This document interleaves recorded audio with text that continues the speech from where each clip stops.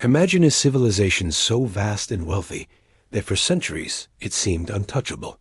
Picture an empire where foreign kings and merchants traveled across oceans, desperate for a single sip of tea or a porcelain dish made by hands that carried generations of skill. Imagine ruling 1/3 of the world's wealth, believing that nothing could shake your throne, only to watch it crumble not from armies or guns, but from a single flowering plant. Not bombs, not invasion, but opium, a bitter resin turned into smoke that slowly slipped through households, palaces, and marketplaces until even the strongest dynasty could no longer stand. Welcome to tonight's story on History for Sleep Asterisk. If you're new here, this channel is all about calm history told in a way that helps you rest. I invite you to close your eyes, get comfortable, and let the past drift over you. If you enjoy this kind of peaceful storytelling, please take a moment to subscribe. It really helps us keep bringing you these long, quiet journeys to forgotten history. And let us know in the comments what moments in history you'd like to hear next. And when you listen, whether as you're falling asleep at night, during a nap, or even as a way to relax during the day. In this series, we'll follow the Qing Dynasty, once the greatest empire in the world, through its tragic fall. We'll see how silver poured into China's coffers, how foreign merchants longed for its treasures, and how Britain searched desperately for anything that could balance trade with the Middle Kingdom. And we'll see how opium, first introduced as a medicine, slowly transformed into a weapon of commerce and conquest, hollowing out a civilization from within until foreign cannons completed what smoke and dreams had already begun. This is not just the story of a drug. It is the story of empire, of arrogance, of addiction, and of how even the strongest powers can fall in the most unexpected ways. So settle in. Let your breathing slow. Let the quiet rhythm of history carry you away. And together, we'll begin the long, unfolding tale of how opium destroyed China's greatest empire. In the early 18th century, the Qing Dynasty stood like a giant among nations. To the people who lived within its vast borders, it was not simply a country, but the very center of the world. The emperors of China referred to their realm as the Middle Kingdom, believing that all lands radiated outward from its heart. In many ways, this belief was not arrogance, but observation. China's economy was thriving, its population growing, its cities humming with life and culture. While Europe was still recovering from centuries of internal wars and colonial ventures that stretched resources thin, China seemed to rest upon a foundation of timeless stability. The dynasty itself was ruled by the Manchu, a people who had swept in from the northeast to seize control of Beijing in the 17th century. Yet by the 18th century, they had woven themselves into the fabric of Chinese society, adopting traditions, rituals, and the grand responsibilities of ruling a population that was larger than any other on earth. The emperor was seen as the son of heaven, not merely a monarch, but a divine figure who bridged the human world and the cosmos. His presence was felt in every edict, every ritual sacrifice, every stroke of governance that bound together farmers in the south, traders in the west, scholars in the north, and artisans in the east. Across the empire, life pulsed with variety. Rice paddies stretched endlessly in the fertile lands of the Yangtze River basin. Farmers tended to mulberry trees, whose leaves fed silkworms, spinning delicate fibers that would become luxurious garments worn in courts far beyond China's borders. Markets overflowed with porcelain, painted with patterns so intricate they seemed to capture eternity in blue and white. In the great city of Beijing, scholars pored over the Confucian classics, preparing for the imperial examinations that promised honor and official rank. For those who succeeded, a future in the imperial bureaucracy awaited, a path that could elevate families for generations. China's wealth was not only visible in the lives of its elite, but in the ordinary rhythms of daily life. Villages shared festivals that blended religion with community spirit. Lanterns lit the night during the New Year. Firecrackers burst to ward off evil, and ancestral shrines were tended with offerings of incense and food. Even those who struggled with the hardships of farming or labor carried within them a cultural pride, a sense that they were part of something enduring and powerful. To be Chinese in the 18th century was to belong to the world's most sophisticated civilization, or so it seemed. From outside, foreign nations marveled at the Middle Kingdom's grandeur. European envoys traveled long distances to see the imperial court, often bowing low before the emperor's throne, their own monarchs humbled by the vastness of China's resources. They carried gifts not as equals, but as petitioners hoping for trade. China had what they wanted: silk softer than any woven in Europe, porcelain more delicate than glass, and tea an invigorating leaf that had begun to capture European taste and imagination. For Europeans, tea drinking became more than habit. It was fashion, ritual, and necessity.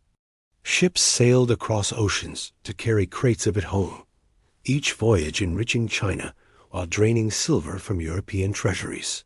Yet within China, there was little curiosity about the outside world. The empire had everything it needed within its own borders. Its philosophy emphasized harmony, self-sufficiency, and the enduring patterns of heaven and earth. Foreign goods seemed exotic curiosities at best, but rarely necessary. This confidence, some might call it arrogance, fostered a sense of invulnerability. China was strong, China was rich, and China was ancient. What force could possibly topple it? As the 18th century unfolded, the population grew rapidly, swelling from around 100 million to over 300 million. Advances in farming, irrigation, and trade helped sustain this boom. Villages expanded, markets became busier, and urban centers thrived. The empire was not only vast in territory, but teeming with human life, a mosaic of cultures and dialects all under one throne. This sheer scale made China appear invincible to outside observers. No European kingdom, not even the sprawling British Empire, could rival the sheer numbers or the deep cultural cohesion of the Middle Kingdom. But within this grandeur, there were already quiet strains. The imperial system was immense, yet bureaucracy struggled to keep pace with population growth. Corruption was not uncommon. Local officials sometimes abused their positions, siphoning wealth or favoring certain families. Rural communities, though proud, could be vulnerable to drought, floods, or famine. For most people, life was not one of unbroken prosperity, but of balancing survival with tradition.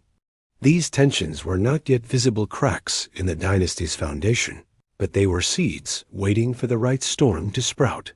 Still, in the early 18th century, these problems were overshadowed by confidence. The emperors of the Qing Dynasty, such as Kangxi and Qianlong, presided over periods of expansion, art, and prosperity. They commissioned vast projects, from encyclopedias cataloging all known knowledge to gardens that rivaled paradise itself. They welcomed tribute from distant lands, reaffirming their role as the world's central power.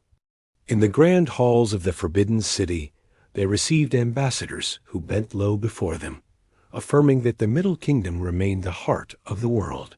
This was the Golden Age, a time when China's strength seemed eternal. The Middle Kingdom stood tall, rich with silver, proud in its traditions, and confident that its way of life would endure forever. Yet just beyond the horizon, forces were moving, forces that would not challenge China with armies at first, but with trade, temptation, and smoke. The empire, vast though it was, had a hidden vulnerability. It had little need for what outsiders offered, yet in that imbalance lay the seed of a future struggle. For when Britain sought to restore the silver flowing eastward, it would discover a commodity China could not resist. And that commodity, small enough to fit in the palm of a hand, would grow into a storm that even the mighty Middle Kingdom could not withstand. From the distant courts of Europe to the markets of small coastal towns, there was one truth that echoed again and again during the 18th century. The world wanted China. It was not only admiration or curiosity that drew traders across oceans, but desire for the very goods that China produced in seemingly endless abundance. Among them, none were more prized than silk, porcelain, and tea. Each carried with it an aura of refinement and mystery, a touch of the East that seemed to elevate the lives of those fortunate enough to obtain it. For Europeans, possessing Chinese goods was more than commerce. It was a way to signal wealth, sophistication, and a connection to a civilization they regarded as both ancient and extraordinary. Silk had long enchanted the West. Soft, shimmering, and light, it was a fabric unlike any other. Though Europe had tried for centuries to produce its own silk, Chinese silk carried a reputation for unmatched quality. Woven with techniques refined over countless generations, it adorned the aristocracy and royalty of Europe. To wear Chinese silk was to drape oneself in the artistry of an empire that had perfected its craft long before many European kingdoms even existed. The demand was insatiable, and merchants eagerly sought ways to secure more of it, braving storms and long voyages to carry bolts of silk from Canton back to Europe. Porcelain, too, cast its spell. Europeans marveled at the delicate strength of these wares, translucent yet durable, painted in intricate patterns of blue and white that seemed to hold within them a world of calm landscapes, dragons, and flowing rivers. Unlike the coarse ceramics produced locally, Chinese porcelain was both art and utility. A teacup, a vase, or a plate from China was not merely a household item, but a treasure, something to display proudly in drawing rooms and palaces. In fact, the very word China became synonymous with porcelain itself, an enduring testament to how deeply the empire's craft defined the global imagination. But above all, it was tea that transformed global trade. What began as a curiosity soon became a necessity. Europeans first encountered tea as a rare and exotic infusion, but by the 18th century, it had become a daily ritual. In Britain, especially, tea drinking spread across classes, from nobility who sipped it with refined porcelain cups to workers who found comfort in its warmth at the end of a long day. It was not simply a drink, it was a cultural phenomenon. To be without tea was to be incomplete. Ships filled their holds with crates of dried leaves, carefully packed for the long journey, and every voyage that returned to Europe was greeted with eagerness, for each shipment meant renewed supplies of a commodity that had grown essential to life itself. Yet for all this demand, China seemed curiously unmoved by what Europe had to offer in return. European merchants carried goods from their homeland's woolens, manufactured trinkets, even scientific instruments, yet the Chinese court and its people regarded them with indifference. The Middle Kingdom had no shortage of fabrics, no hunger for foreign metals, and little interest in European curiosities. What it demanded, above all, was silver. And so, silver became the lifeblood of trade, pouring from European treasuries into China's coffers. Ship after ship carried away the wealth of the West, exchanged for tea, silk, and porcelain, enriching the empire while leaving European nations anxious about the drain of the resources. This imbalance did more than empty coffers. It stirred frustration. Britain, in particular, felt the sting of its growing dependence on Chinese goods. The empire across the seas was feeding a habit that had become too deeply ingrained to break, yet the price was immense. British silver reserves were dwindling, and the government knew that unless something changed, the flow of wealth eastward would threaten their own stability. Behind the elegance of tea time and the gleam of porcelain cups lay a problem that gnawed at British leaders and merchants alike. How could they continue to satisfy their population as hunger for Chinese goods without bankrupting themselves in the process? Still, to Europe's consumers, these economic worries seemed distant. For them, what mattered was the experience of China's treasures. Drinking tea was a moment of calm, a connection to faraway lands. To sip from a porcelain cup painted with blue rivers and winding hills was to hold in one's hands a piece of an ancient civilization. The goods carried with them not just physical beauty, but symbolic power, and that symbolism fed the demand. Even as the costs mounted, the desire did not diminish. Instead, it grew, spreading across classes and nations, weaving Chinese products into the very fabric of European life. Ambassadors and envoys tried to bridge this imbalance by presenting themselves at the Qing court, hoping to negotiate broader trade arrangements. They arrived in Beijing, bearing gifts and letters from their monarchs, speaking of mutual benefit and friendship. Yet the Chinese court often viewed them as little more than petitioners, barbarians from distant lands seeking favor from the Son of Heaven. When the British envoy, Lord Macartney, visited the Qianlong Emperor in the late 18th century, he was received with politeness, but dismissed with firmness. China, the emperor declared, had all it required within its own borders. The idea that the empire might need anything from the West was unthinkable. If Europeans wished to trade, it would be on China's terms, and only through the single port system at Canton. The Canton system itself reflected the power dynamic. Foreign merchants were restricted to a confined district near Guangzhou, unable to travel freely through the empire or interact beyond carefully controlled channels.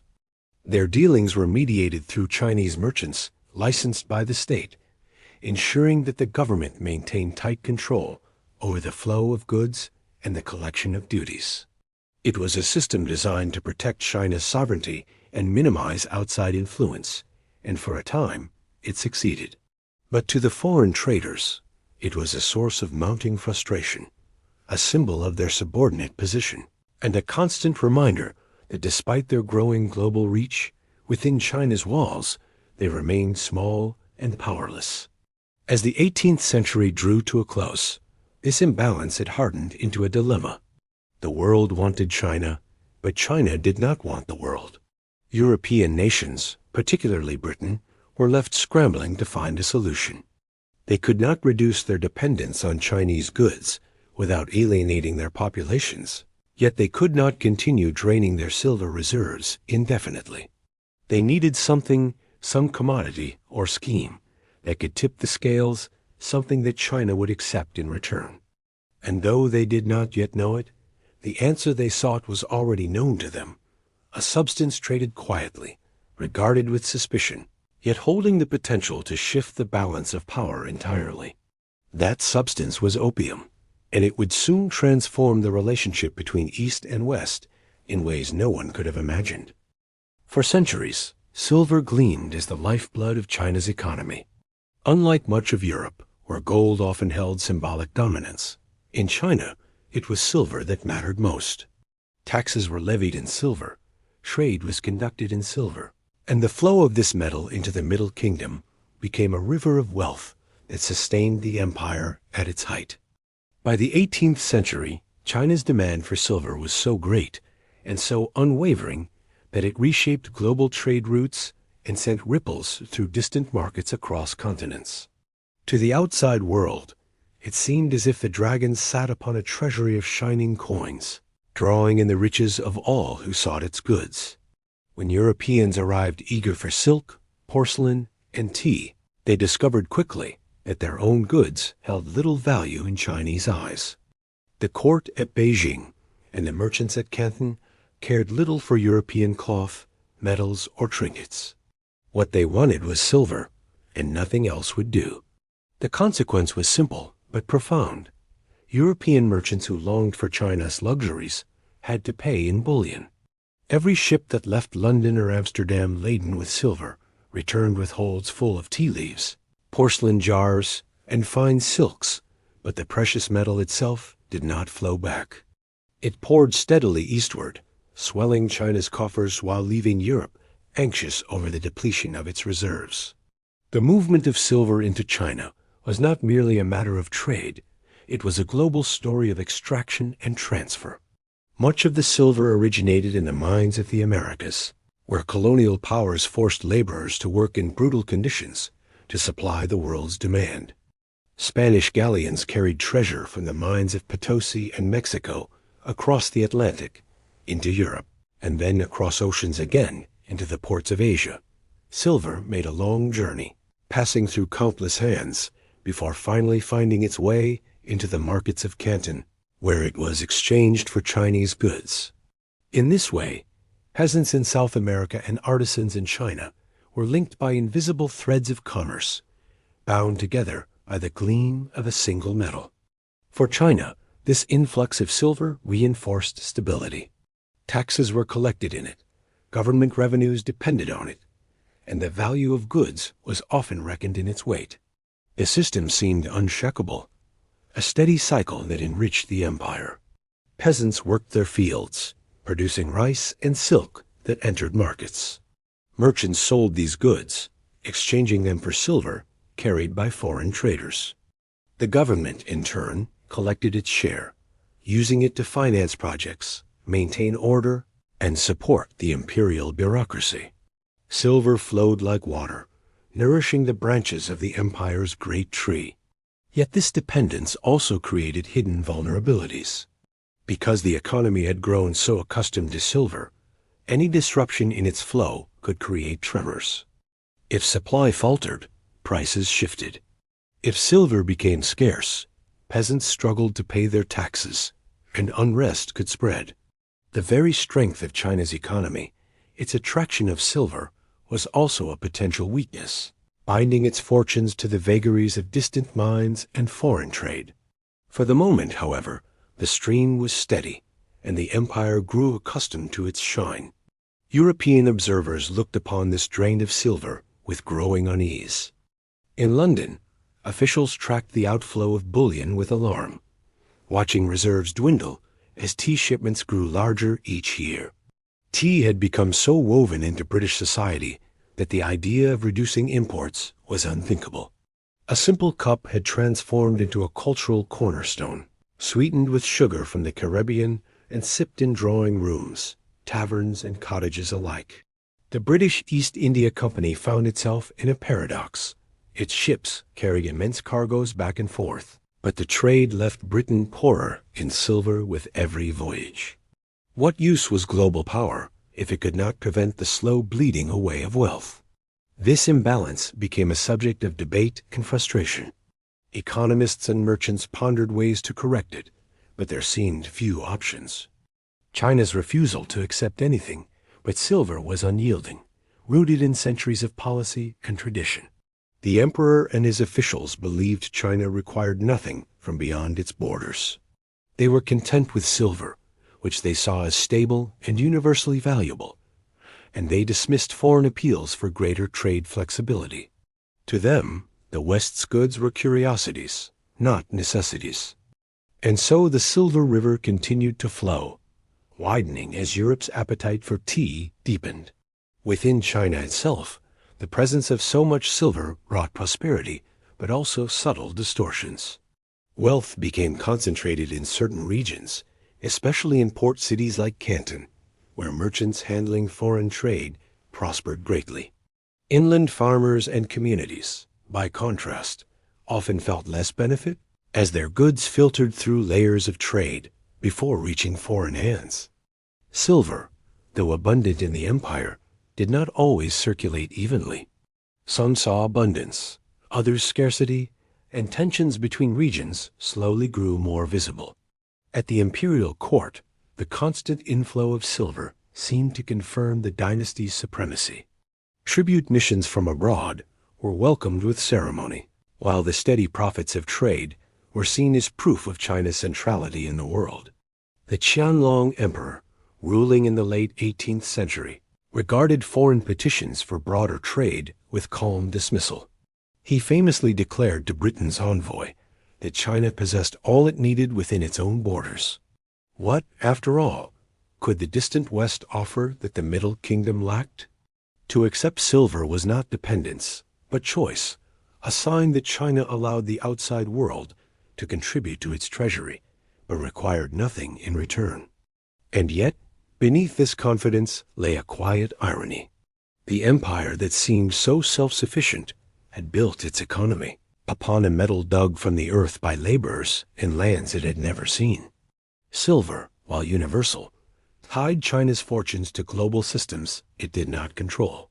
For the moment, the mines of the Americas flowed abundantly, but such reliance created chains that would one day be tugged by others. For Britain, watching silver drain away was intolerable. For China, basking in its abundance was reassuring.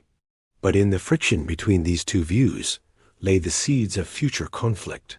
As the 18th century turned toward its final decades, the flow of silver reached extraordinary heights. Ships docked at Canton with holds full of bullion, exchanged for crates of tea and silk destined for eager markets. The Middle Kingdom's treasury swelled.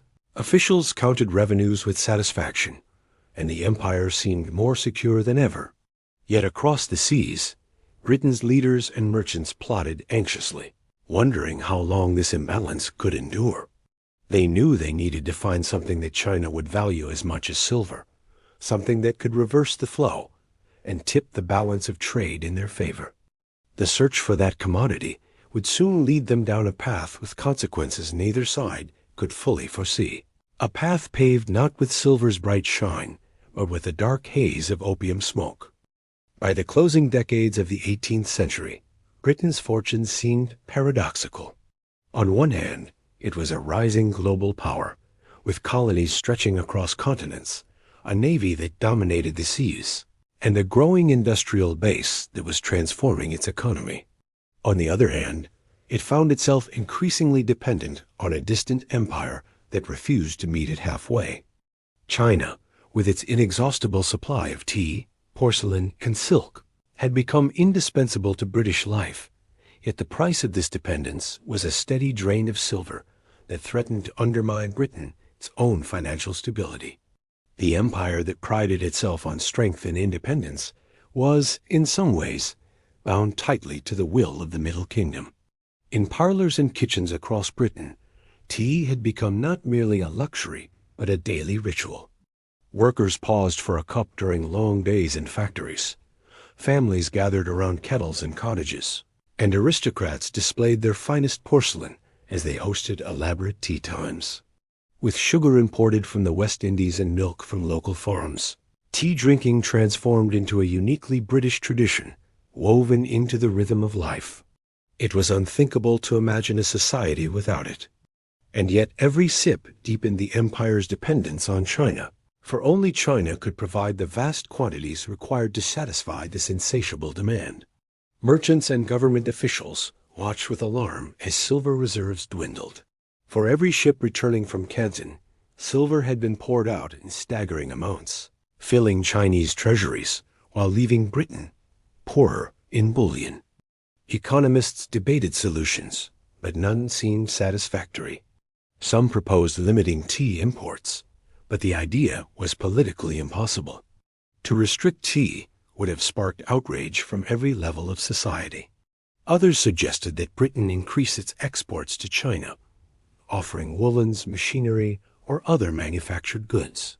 Yet the problem remained the same. The Chinese were not interested. Their markets already overflowed with textiles. Their artisans already produced sophisticated goods, and their emperor declared repeatedly that the Middle Kingdom required nothing from abroad. This imbalance gnawed at the pride of a nation that considered itself the leader of global trade. The British East India Company, which held a monopoly on trade with China, found itself caught in a bind.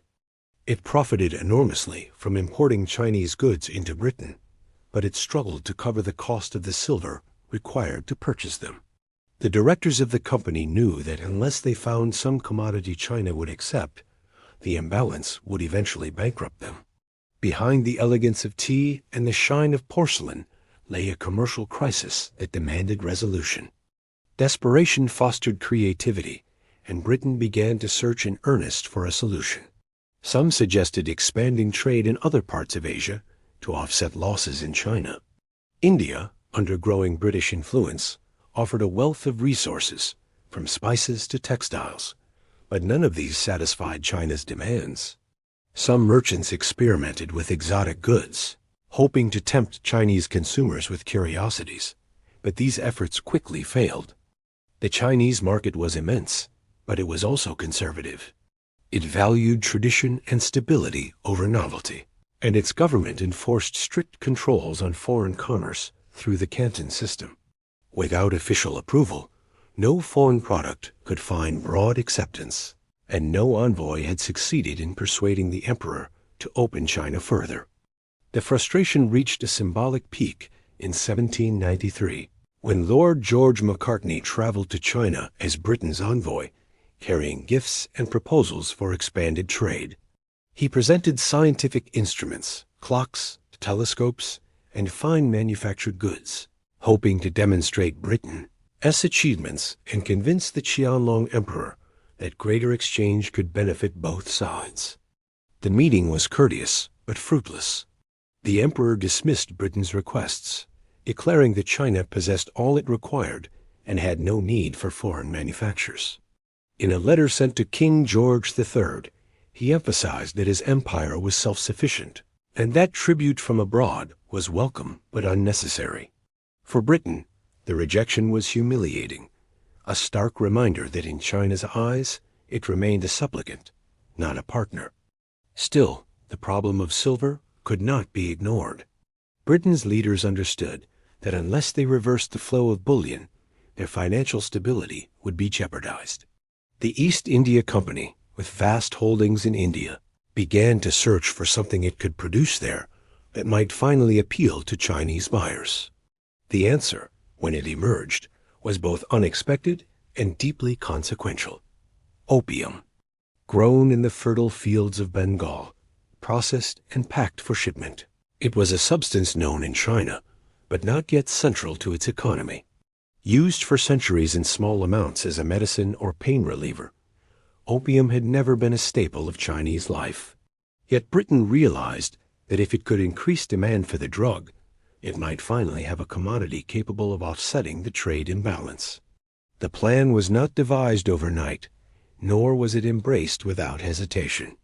There were those who recognized the moral risks, who saw that encouraging addiction in another nation was a dangerous path.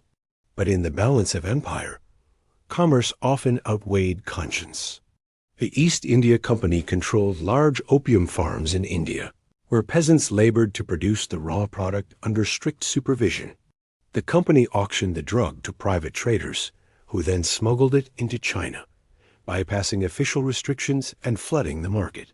Slowly at first, then with increasing momentum, opium began to seep into Chinese society, changing patterns of consumption and planting the seeds of dependency.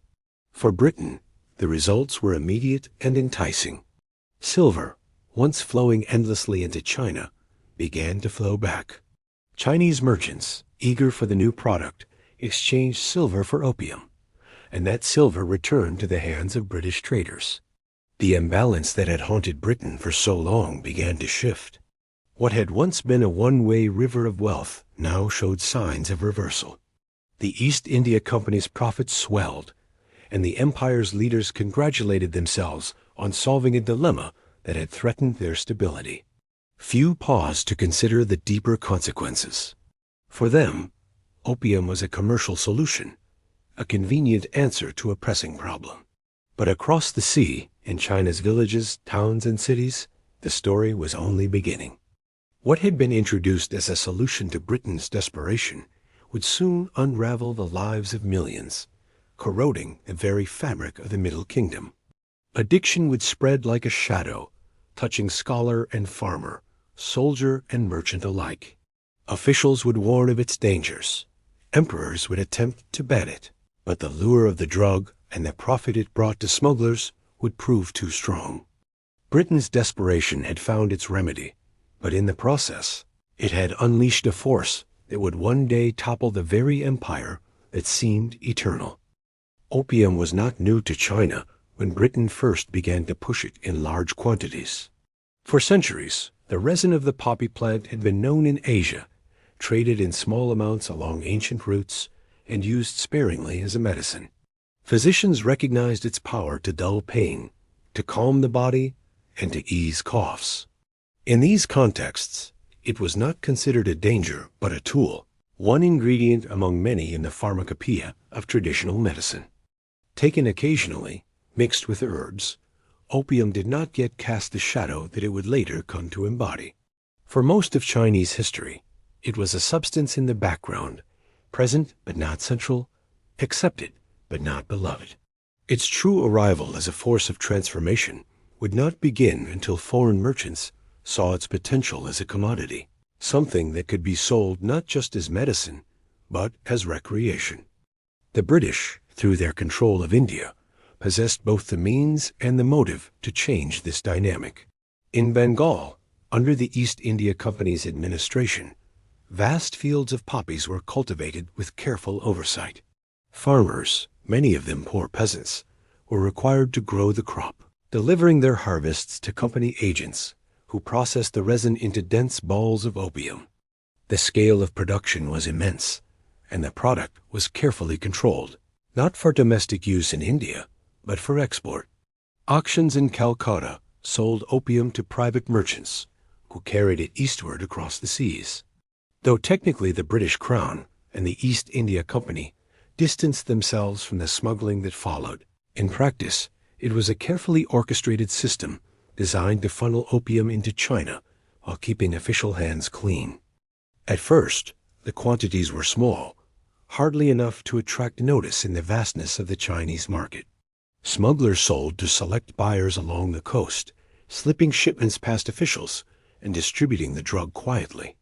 Those who purchased it often used it for personal pleasure, mixing it with tobacco to smoke in small pipes. The sensation it produced, a warm haze, a soft drifting of the mind, proved alluring. Unlike alcohol, which could make one noisy or reckless, opium seemed to calm the body and settle the spirit, at least for a time. Its appeal grew slowly but steadily, carried from coastal ports into inland markets, whispered about among merchants and travelers. As the 18th century gave way to the 19th, the scale began to expand. More and more ships arrived off the coast, their holds laden with the brown cakes of opium destined for smuggling networks. Demand increased, and with it, the profits for those willing to defy imperial bans. Despite laws forbidding its importation, the sheer size of China's coastline and the ingenuity of smugglers made enforcement nearly impossible. Bribes slipped into the hands of customs officials, smugglers sailed to remote inlets, and local merchants turned a blind eye in exchange for their share of the profits. The trade spread like water, seeping into cracks, impossible to contain completely, always finding a new path when one was blocked. For many Chinese, the drug was a curiosity at first. The literati, scholars, and poets sometimes experimented with it, treating it as an indulgence to accompany evenings of calligraphy or verse. Merchants found it a way to relax after long journeys.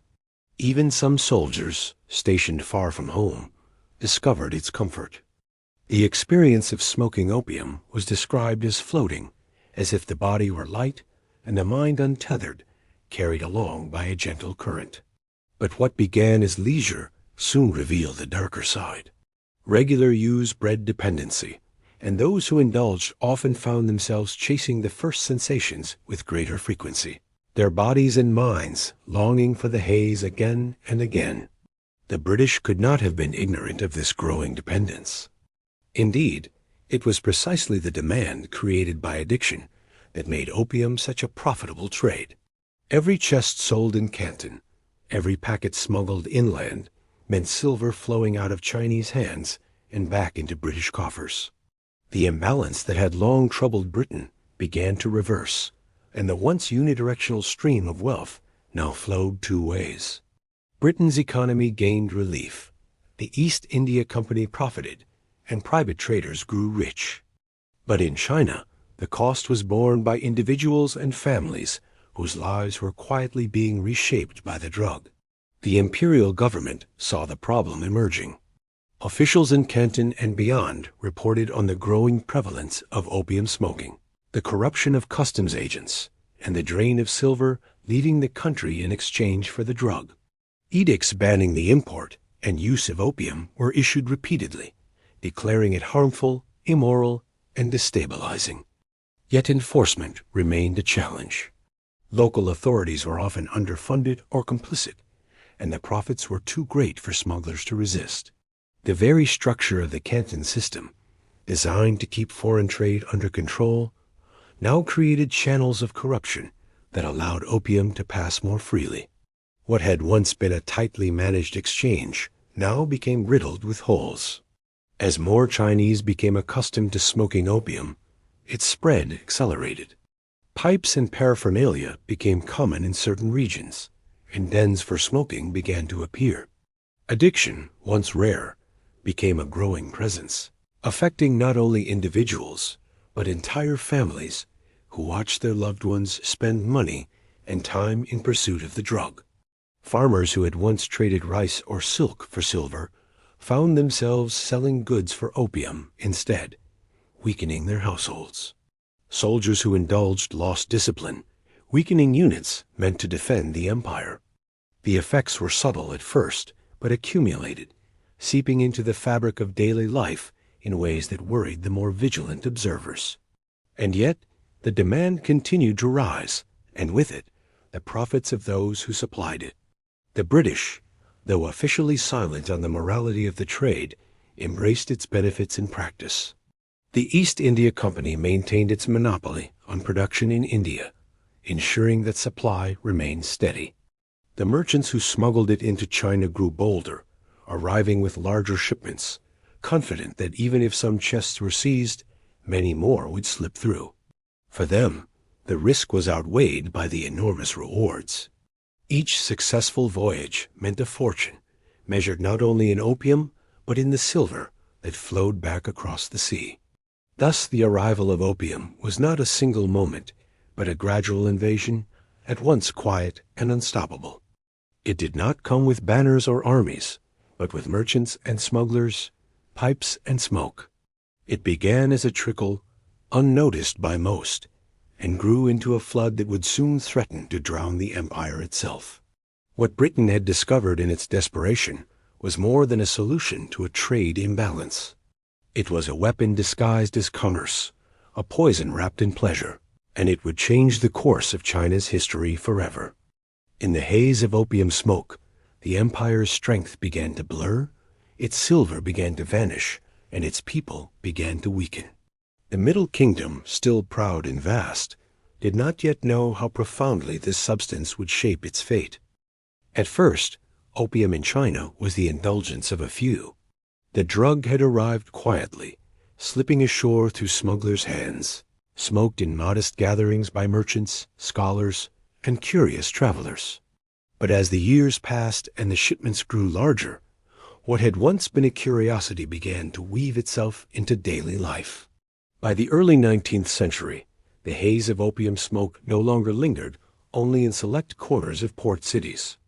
It drifted inland, following rivers and trade routes, carried in carts and boats, spreading from coastal warehouses to provincial markets, and from there into villages and households. The drug, once exotic, became familiar, and with familiarity came dependence. Opium was unlike other pleasures. Wine or spirits dulled the mind, but their effects passed quickly, and the body recovered with rest. Opium was different. It soothed more deeply, touching both body and spirit, creating a sensation of warmth and detachment that could make the hardest burden seem light. But the comfort was fleeting, and the body soon called for more. The first time, a smoker might need only a small amount to feel transported, but as days turned into weeks, tolerance grew. What had once sufficed now barely stirred the senses. More smoke was needed, more time at the pipe, and gradually, life itself began to shape itself around the craving. The spread of addiction was not confined to one class or region. In the cities, wealthy merchants and officials took to opium as a pastime, hosting gatherings where pipes were passed as casually as cups of tea. In the countryside, farmers returning from markets found themselves tempted by small packets sold cheaply, enough to share with neighbors. Soldiers stationed on distant frontiers discovered its ability to ease boredom and fatigue, yet the discipline it eroded soon outweighed its comforts. From the mansions of the elite to the huts of the poor, the drug crept silently, binding its users not with chains of iron, but with bonds of longing. The smoking houses that emerged became both social spaces and traps. Within their dim interiors, men reclined on wooden beds, holding delicate pipes as attendants prepared the drug. Lamps flickered softly, casting shadows over faces dulled by intoxication. Conversations drifted lazily, laughter mingled with coughing, and hours passed unnoticed. For those inside, the world beyond the smoke seemed distant and less urgent. Work could wait, obligations could wait, for the pipe offered a gentler, slower reality. Yet outside those rooms, families suffered as money meant for food or tools vanished into the hands of dealers. Wives pleaded with husbands. Children watched fathers waste away. Communities noticed the absent strength of men who had once been reliable in the fields or markets. The imperial treasury also felt the change. Silver, once flowing steadily into China in exchange for its goods, began to leak outward again as payments for opium increased. The very foundation of the Qing economy, built on silver taxation, grew less stable as the precious metal slipped back into the hands of foreign merchants. Officials in Beijing received reports of both declining revenues and growing social decay. Addiction was not only a personal tragedy, but a threat to the empire's stability. And yet, even as edicts were issued forbidding the drug, the trade persisted. The profits were too great, the networks too deeply entrenched, and the demand too strong.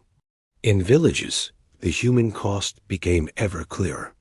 A man who once labored tirelessly in the fields now found himself listless, his body weakened by constant smoking. A scholar who once prided himself on discipline and learning found his studies neglected, his nights consumed by haze. A soldier who had sworn loyalty to defend the empire could barely lift his weapon, his strength drained. These stories multiplied, whispered from household to household, forming a quiet chorus of despair. And yet, for every warning told, there was another who lit his pipe, unable or unwilling to resist the lure. It is important to remember that not all who encountered opium succumbed entirely. Some used it sparingly, maintaining their balance. But the growing numbers of those who did fall into dependency created a visible shift in society. The Qing Dynasty, once so proud of its cultural and moral strength, now faced a spreading weakness that it struggled to confront. Corruption among officials made enforcement difficult. Bribes exchanged hands as smugglers expanded their networks. Local authorities, instead of stamping out the trade, often benefited from it, taking their share of profits to look the other way. The drug did not only weaken bodies, it corroded the integrity of governance itself. As addiction spread, opium began to shape China's reputation abroad as well. Foreign merchants saw the demand as proof of opportunity, a market ripe for expansion. Ships arrived with ever larger cargoes, confident that there would be buyers waiting. The British East India Company, though careful to maintain the appearance of distance, profited immensely from the trade, auctioning opium in Calcutta with the knowledge that its final destination was China's coast. The more the Chinese consumed, the more silver flowed outward, and the more Britain congratulated itself on having solved its trade imbalance. It was a triumph for British commerce, but for China, it was the opening of a wound it would not heal. The growing presence of opium also deepened divides within Chinese society. Those who resisted the drug began to view users with disdain, seeing them as weak or immoral. Families tore apart under the strain of addiction, while communities whispered of shame. Yet the condemnation often mixed with helplessness, for the drug's hold was powerful and difficult to break. Unlike simple indulgence, opium created dependency that lingered, gnawing at the will, demanding more with every passing day. The more widespread it became, the harder it was for society to stand united against it. And so, the spread of addiction was both a social transformation and a silent invasion. It did not arrive with banners or foreign armies, but it accomplished what armies might have struggled to achieve. It weakened the empire from within. Each pipe smoked in a village, Each chest smuggled across the coast, each official bribed to turn away, was a step toward the hollowing out of a great civilization. By the time the full scale of the problem was recognized, the roots of dependency had already sunk deep, and the empire was caught in a struggle it did not yet know how to win. The haze of opium did more than cloud the minds of individuals. It clouded the future of a dynasty that once believed itself eternal. As the haze of opium spread through China, there were those who watched with unease and raised their voices in warning. Long before the crisis became undeniable, certain officials, scholars, and moral leaders began to recognize the shadow that was creeping across the empire. They saw families broken, silver draining away, soldiers weakened, and officials corrupted. They wrote memorials to the emperor, sent petitions to the court, and pleaded for decisive action. Their words were calm yet urgent, carrying both moral outrage and pragmatic concern. But in a court so vast, where voices often competed for the emperor's ear, their warnings were sometimes dismissed, sometimes ignored, and often delayed until the harm was too deep to reverse. One of the first issues noted by these observers was the drain of silver. For centuries, silver had been the cornerstone of the Qing economy, the metal upon which taxes and trade were built. Now, as more Chinese purchased opium from smugglers, silver began flowing outward again, reversing the abundance that once filled the empire's treasuries. Officials in coastal provinces reported with alarm that households were struggling to meet their tax obligations because their silver was being exchanged for pipes and smoke.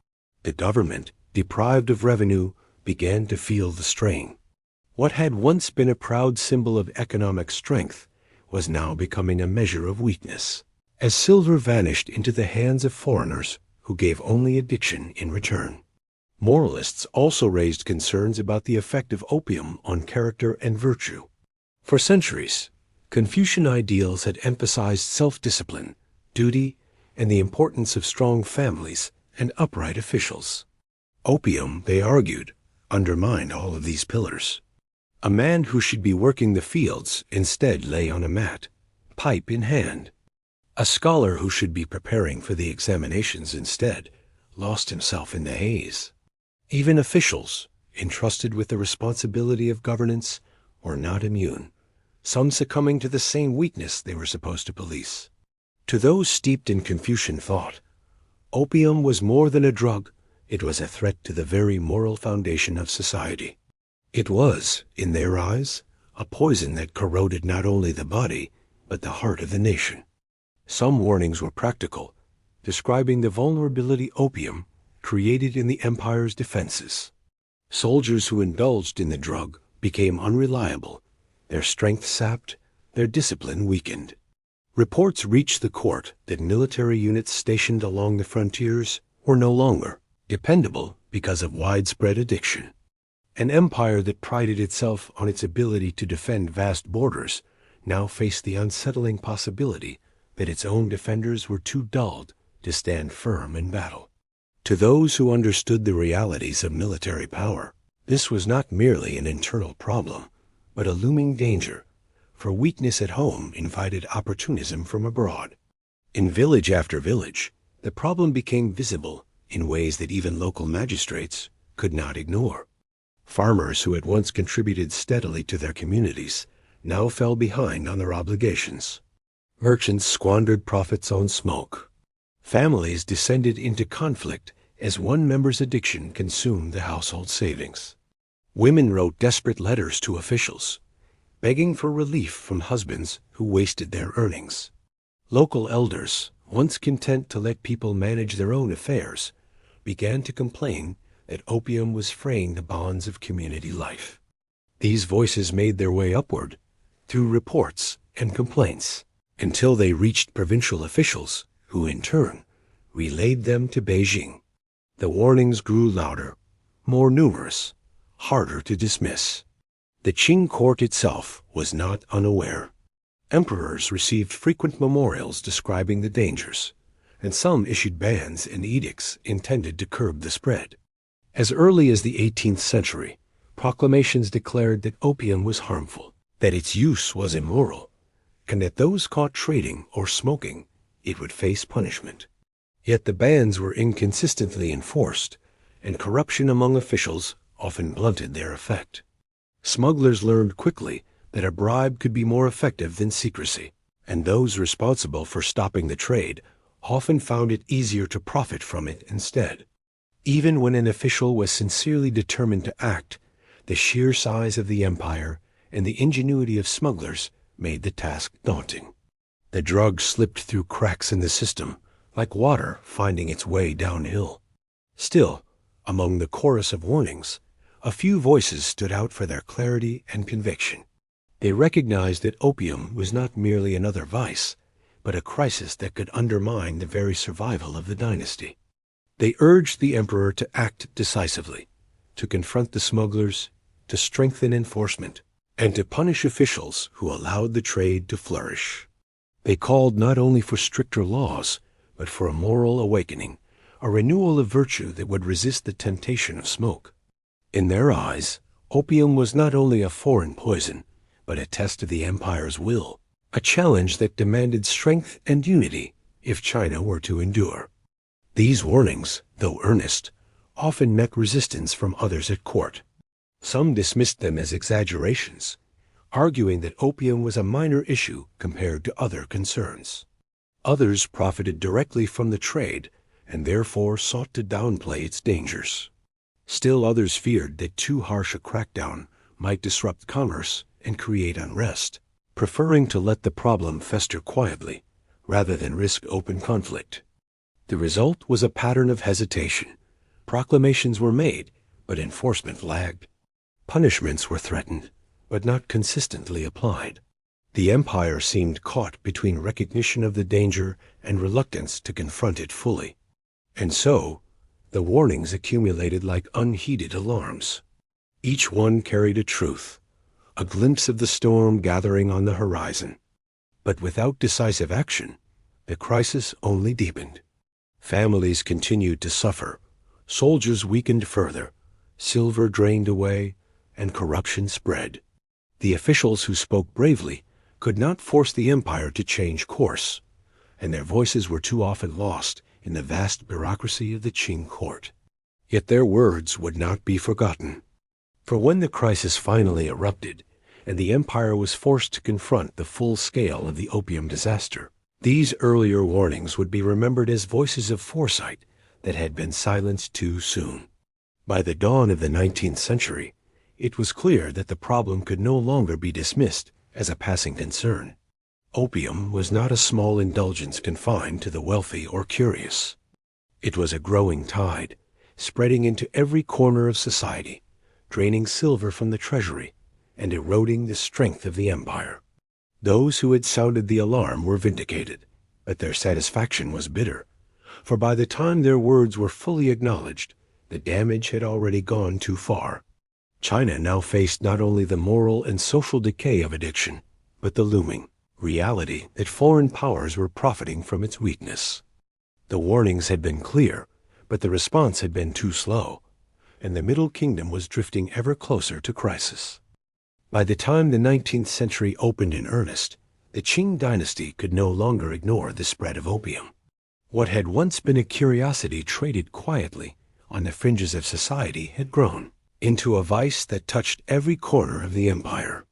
Memorials from officials arrived in Beijing with increasing urgency, describing the addiction of soldiers, the collapse of families, the drain of silver, and the corruption of local magistrates. The emperor and his advisors, guardians of a realm that prided itself on moral virtue and social harmony, faced a dilemma they could not postpone forever. To do nothing was to allow the empire to weaken from within. To act was to confront a trade network that was already deeply entrenched and backed by the formidable power of Britain's global commerce.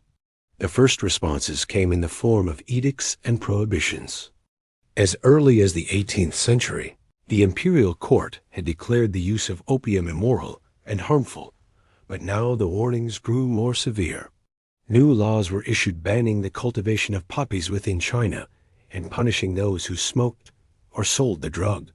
Officials were instructed to enforce these bans rigorously, and smugglers caught with opium faced harsh penalties, sometimes even death.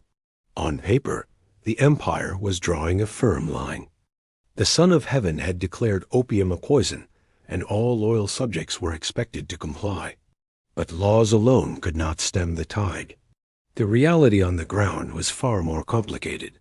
Along the coast, smugglers continued to offload their shipments, meeting local buyers in hidden coves or bribing customs agents to look the other way.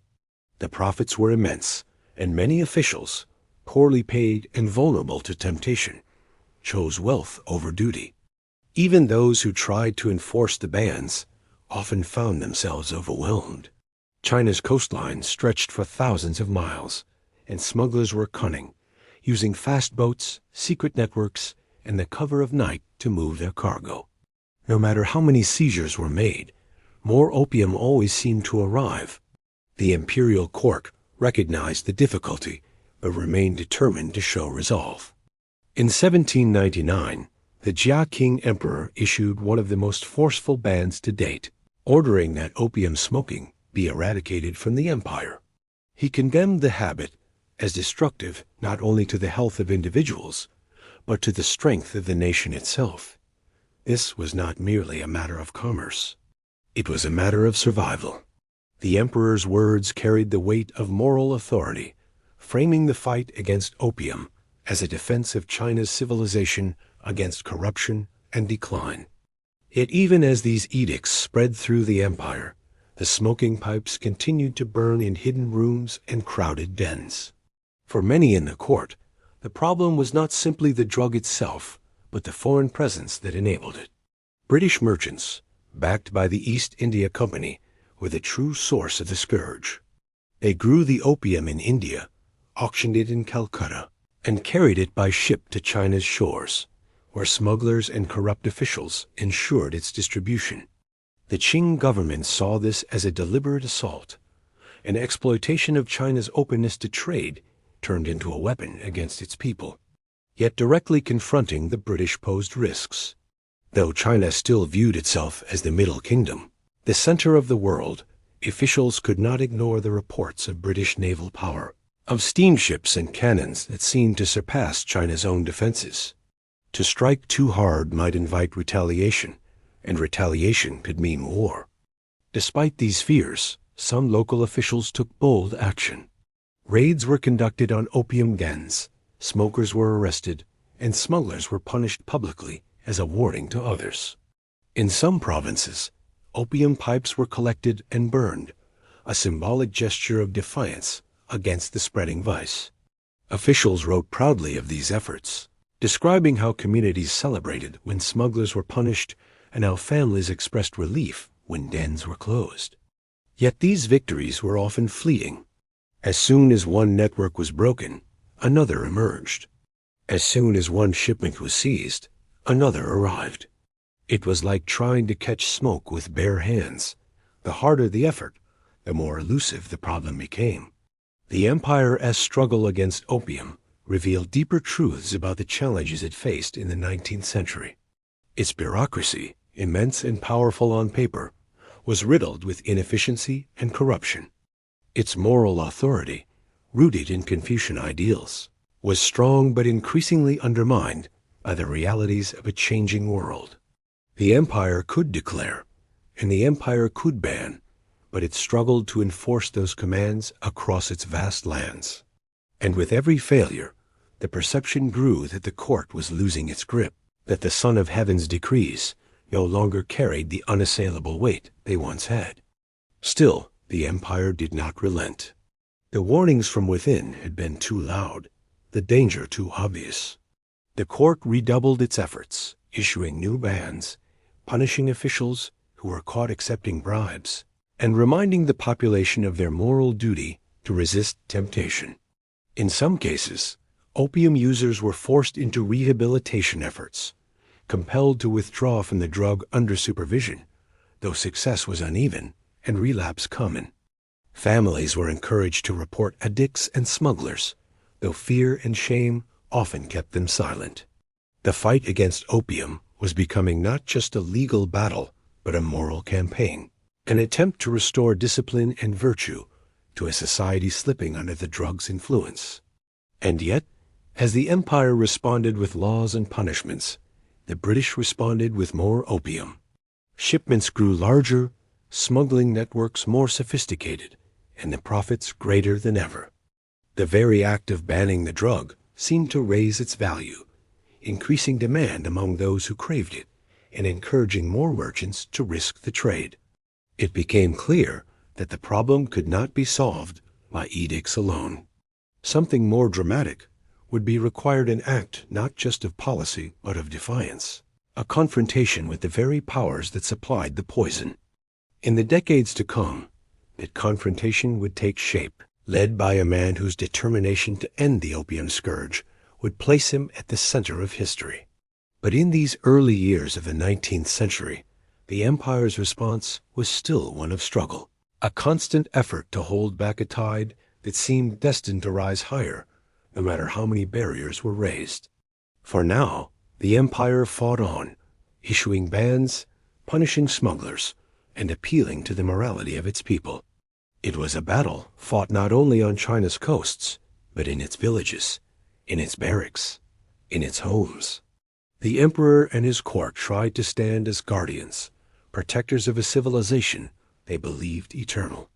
But the forces arrayed against them, the lure of addiction, the corruption of officials, and the relentless determination of foreign merchants, were gathering strength. The empire had responded, but whether it could prevail was far from certain. The haze of opium still spread, and the Middle Kingdom's future grew more clouded with each passing year. While the Qing court struggled to contain the creeping shadow of opium, across the seas the story was entirely different. In Britain, and in its colonial offices in India, the drug was not seen as a moral plague, but as a commercial triumph. What had once been a desperate search for a solution to the trade imbalance had now blossomed into a stream of profits so vast that it reshaped the fortunes of merchants, companies, and the empire itself. Silver, which for so long had drained eastward into China's coffers, now flowed back toward British hands, filling treasuries, enriching traders, and easing the anxieties of government officials who had once feared bankruptcy at the hands of tea. From London's counting houses to Calcutta's auction halls, opium was the answer to a problem that had haunted Britain for decades. The East India Company stood at the center of this transformation. In its territories in Bengal, the company organized vast networks of cultivation, compelling peasants to grow poppies instead of food crops and overseeing the production of raw opium under strict regulations. Once harvested, the resin was processed into bricks, weighed and stamped, then carried to Calcutta, where the company held regular auctions. There, merchants bid for the drug, paying in silver and promising to carry it eastward to markets where demand was growing with every year. The company, careful to keep its official distance from the illegal smuggling into China, maintained the fiction that it did not sell directly to Chinese traders. Yet everyone knew the destination of these cargoes. The profits of the trade returned in silver, and the company's books reflected the wealth that addiction was pouring into British hands. Private merchants, too, found themselves suddenly enriched. Once they had struggled to compete in a trade where Chinese demands for silver left little room for profit. Now, carrying opium across the seas, they returned with fortunes. Ships sailed from Calcutta, loaded with the drug, lingered off the Chinese coast, and transferred their cargoes to smugglers willing to risk the hazards of imperial law. Even if some shipments were seized by Qing officials, the sheer profit from those that succeeded outweighed the losses. For every chest confiscated and burned, many more slipped through, finding their way into the pipes of Chinese smokers and the treasuries of British merchants. In London, the relief was palpable. Economists who had once warned of the silver drain now pointed to the reversal with satisfaction. The flow of bullion was no longer one-sided. The government, which taxed the East India Company and relied on its revenues, now enjoyed a steadier stream of income. British officials could boast that they had solved the trade imbalance without sacrificing their people as cherished cups of tea. The ritual of afternoon tea, now deeply embedded in British culture, continued without interruption, sweetened by sugar from the Caribbean, enriched by porcelain from China, and made sustainable by the silver that opium brought back. To the public, this was a golden age of prosperity. Few paused to ask what price was being paid in distant villages across the seas. In India, however, the picture was less triumphant. Peasants conscripted into growing poppies found their lives upended. Fields that had once produced rice or grain for local communities were converted into monocultures of opium. Harvests fed not their families, but the company's coffers, and famine was an ever-present risk when food supplies dwindled. The system was tightly controlled, and peasants who resisted faced harsh consequences. Their labor, extracted under duress, fueled the trade that made Britain rich and China sick. The irony was bitter. One land forced to grow what it could not eat, another land poisoned by what it consumed, and between them an empire counting its silver with satisfaction. The scale of British profits soon became staggering. By the early 19th century, tens of thousands of chests of opium were entering China every year, each chest representing a fortune. The value of the trade rivaled and then surpassed that of legitimate commodities. British merchants who had once struggled to make modest gains now amassed wealth beyond imagination. With every shipment, the balance of power shifted further. Britain, with its growing industrial might, no longer feared economic dependence on China. Instead, it was China that became dependent not on British goods, but on a poison that weakened its people and drained its treasury. Back in Britain, few questioned the morality of this arrangement. In the coffee houses of London, opium was discussed in the language of commerce, not conscience. Reports of addiction in China were distant echoes, far removed from the lives of British citizens who enjoyed their tea without thought of its true cost. Even among officials who knew the realities, the argument was often framed in terms of necessity. Britain could not afford to allow silver to drain away indefinitely. The opium trade was not a crime, they insisted, but a solution, a regrettable but unavoidable means of preserving the empire's strength. Profit and pragmatism outweighed moral hesitation. As the trade expanded, the ships themselves became symbols of Britain's reach. Sleek and fast, they carried their cargoes across oceans with efficiency, evading Chinese patrols and delivering their goods to waiting buyers. Merchants became bold, anchoring off the coast in clear view, confident that their influence and the corruption of local officials would ensure safe passage. Smuggling, once furtive, became almost routine, an open secret that flourished under the eyes of those charged with preventing it. The profits were too vast to be hidden, and in Canton, warehouses overflowed with the drug even as officials issued bans and proclamations.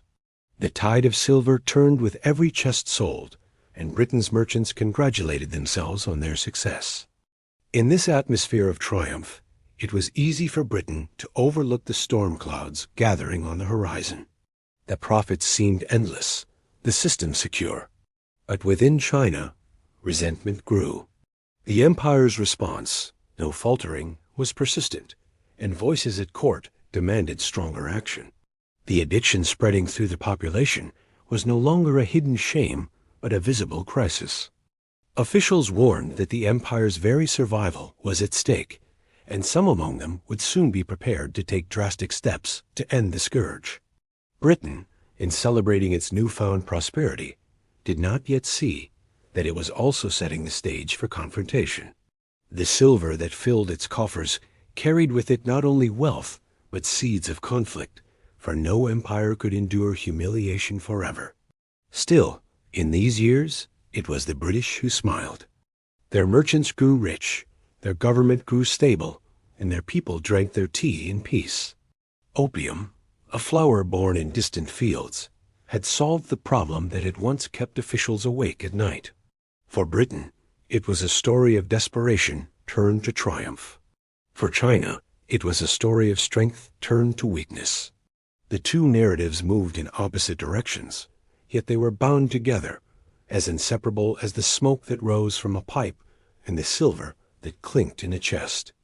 The more Britain gained, the more China lost, and the balance of the world began to shift. By the early decades of the 19th century, the problem of opium in China could no longer be denied. The Qing Dynasty had watched the drug spread from coast to countryside, from merchant to soldier, from official to scholar. Edicts had been issued, smugglers punished, shipments seized, and pipes destroyed, yet the trade continued to flourish. The haze of opium smoke hung heavy over the empire, and silver poured out of the treasury into foreign hands.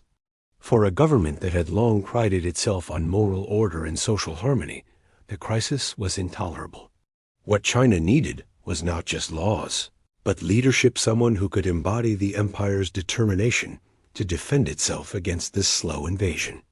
That figure emerged in the person of Lin Zexu. Lin Zexu was a scholar official of exceptional reputation, known throughout the bureaucracy for his integrity, discipline, and incorruptibility. Born in Fujian province in 1785, he rose through the imperial examination system, earning honors that marked him as a man of talent and principle. His career took him through various posts, where he built a reputation for honesty in an age when corruption was common. Unlike many officials, Lin refused bribes, punished wrongdoers, and applied the law without favoritism. In a bureaucracy often weakened by self-interest, he was a rare figure, a man who embodied the Confucian ideals of upright conduct and service to the state. When the Daoguang Emperor looked for someone to confront the opium crisis, Lin's name rose naturally to the top. In 1839, Lin Zexu was appointed as imperial commissioner with extraordinary powers, tasked with eradicating the opium trade. His appointment was both a declaration and a gamble. It declared to the empire that the court was serious, that the time for half measures was over. But it was also a gamble, for Lin was to face not only smugglers and addicts, but the formidable power of Britain, whose merchants grew rich from the trade, and whose navy guarded their interests with steel and cannon. Yet Lin accepted the charge with solemn determination. In his view, the opium trade was not merely an economic nuisance, but a moral poison that threatened the survival of the empire itself. He vowed to confront it with all the strength the empire could muster. Upon arriving in Canton, Lin wasted no time in demonstrating his resolve. He summoned Chinese merchants and foreign traders alike, making it clear that the days of tolerated smuggling were over. With firm but measured words, he demanded that all opium in foreign hands be surrendered for destruction. He issued strict orders forbidding the use and sale of the drug, and he set about purging the city of smoking dens and corrupt officials. His reputation for incorruptibility gave weight to his actions. Unlike others before him, Lin could not be bought or swayed by bribes. His presence was a signal that the emperor's will was at last being carried out without compromise. Foreign merchants, especially the British, were stunned by Lin's firmness. For years, they had grown accustomed to dealing with officials who could be bribed or persuaded, who issued bans but allowed the trade to continue quietly. Lin was different. He refused negotiations that fell short of total surrender. He insisted that the poison destroying his people had to be eradicated completely. In one of his most famous acts, Lin ordered the confiscation of over 20,000 chests of opium from foreign traders, including those from Britain. These were taken to a site outside Canton, where in a grand public ceremony, the drug was mixed with lime and salt water and poured into the sea. The destruction took days, as vast quantities of opium were rendered useless, the smoke of its dissolution rising as a symbol of defiance. This act reverberated across the world. To the Chinese, it was a moment of pride, a demonstration that their empire would not bow to foreign merchants who profited from their suffering. To the British, it was an outrage, an attack on their property and commerce, and an insult to their national honor. In London, newspapers decried the loss, merchants demanded compensation, and officials debated how to respond. For Lin Zexu, however, the matter was clear. He had struck a blow against a trade that was destroying his country, and he believed justice and morality were firmly on his side. Lin's determination was not limited to dramatic gestures. He also sought to address the problem of addiction directly. He ordered local officials to register opium users, to confiscate their pipes, and to force them to undergo treatment. Addicts were made to sign pledges renouncing the drug, and penalties were enforced for relapse. Though these efforts met with limited success, addiction was not so easily undone. They showed Lin, thus understanding that the crisis required both enforcement and reform. He was not content merely to punish smugglers. He sought to heal society itself. At the same time, Lin attempted to appeal to Britain's conscience. In a famous letter to Queen Victoria, he laid out the moral case against the opium trade. He asked how Britain could justify selling a poison to China when it would never allow the same to be sold in its own land. He argued that the trade violated basic principles of fairness and morality, and he urged the Queen to put an end to it. The letter, whether it ever reached her personally or not, reflected Lin's conviction that the issue was not only political but ethical. He believed that reason and morality could persuade even foreign powers to abandon such an unjust practice. In this, he underestimated the degree to which profit and imperial interest outweighed conscience in British policy. Lin Zexu's stand was courageous, but it also set the stage for conflict. By seizing and destroying British opium, he had struck directly at the interests of powerful merchants and at the pride of a nation that saw itself as a global power. The British government, pressed by commercial lobbies and stirred by outrage, prepared to defend its trade with force. Lin, in his determination to protect China, had challenged an empire whose navy was the most formidable in the world. The clash that followed would become known as the First Opium War, and it would test both China's defenses and Lin's resolve in ways no one could yet imagine. For the moment, however, Lin Zexu's actions stood as a beacon of resistance. In a time when corruption and weakness had allowed the opium trade to flourish, he embodied strength, integrity, and courage. He was a man who refused to compromise, who believed in the moral duty of the state to protect its people, and who acted decisively in the face of overwhelming odds.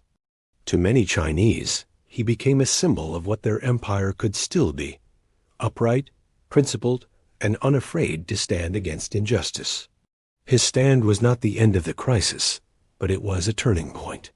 In the shadow of opium smoke, he lit a flame of defiance, one that would burn brightly even as the storm of war approached. The destruction of opium at Canton in 1839 was more than a local crackdown. It was a spark thrown onto dry tinder, igniting tensions that had been building between China and Britain for decades. For the Qing court, the act was a necessary defense of morality and sovereignty.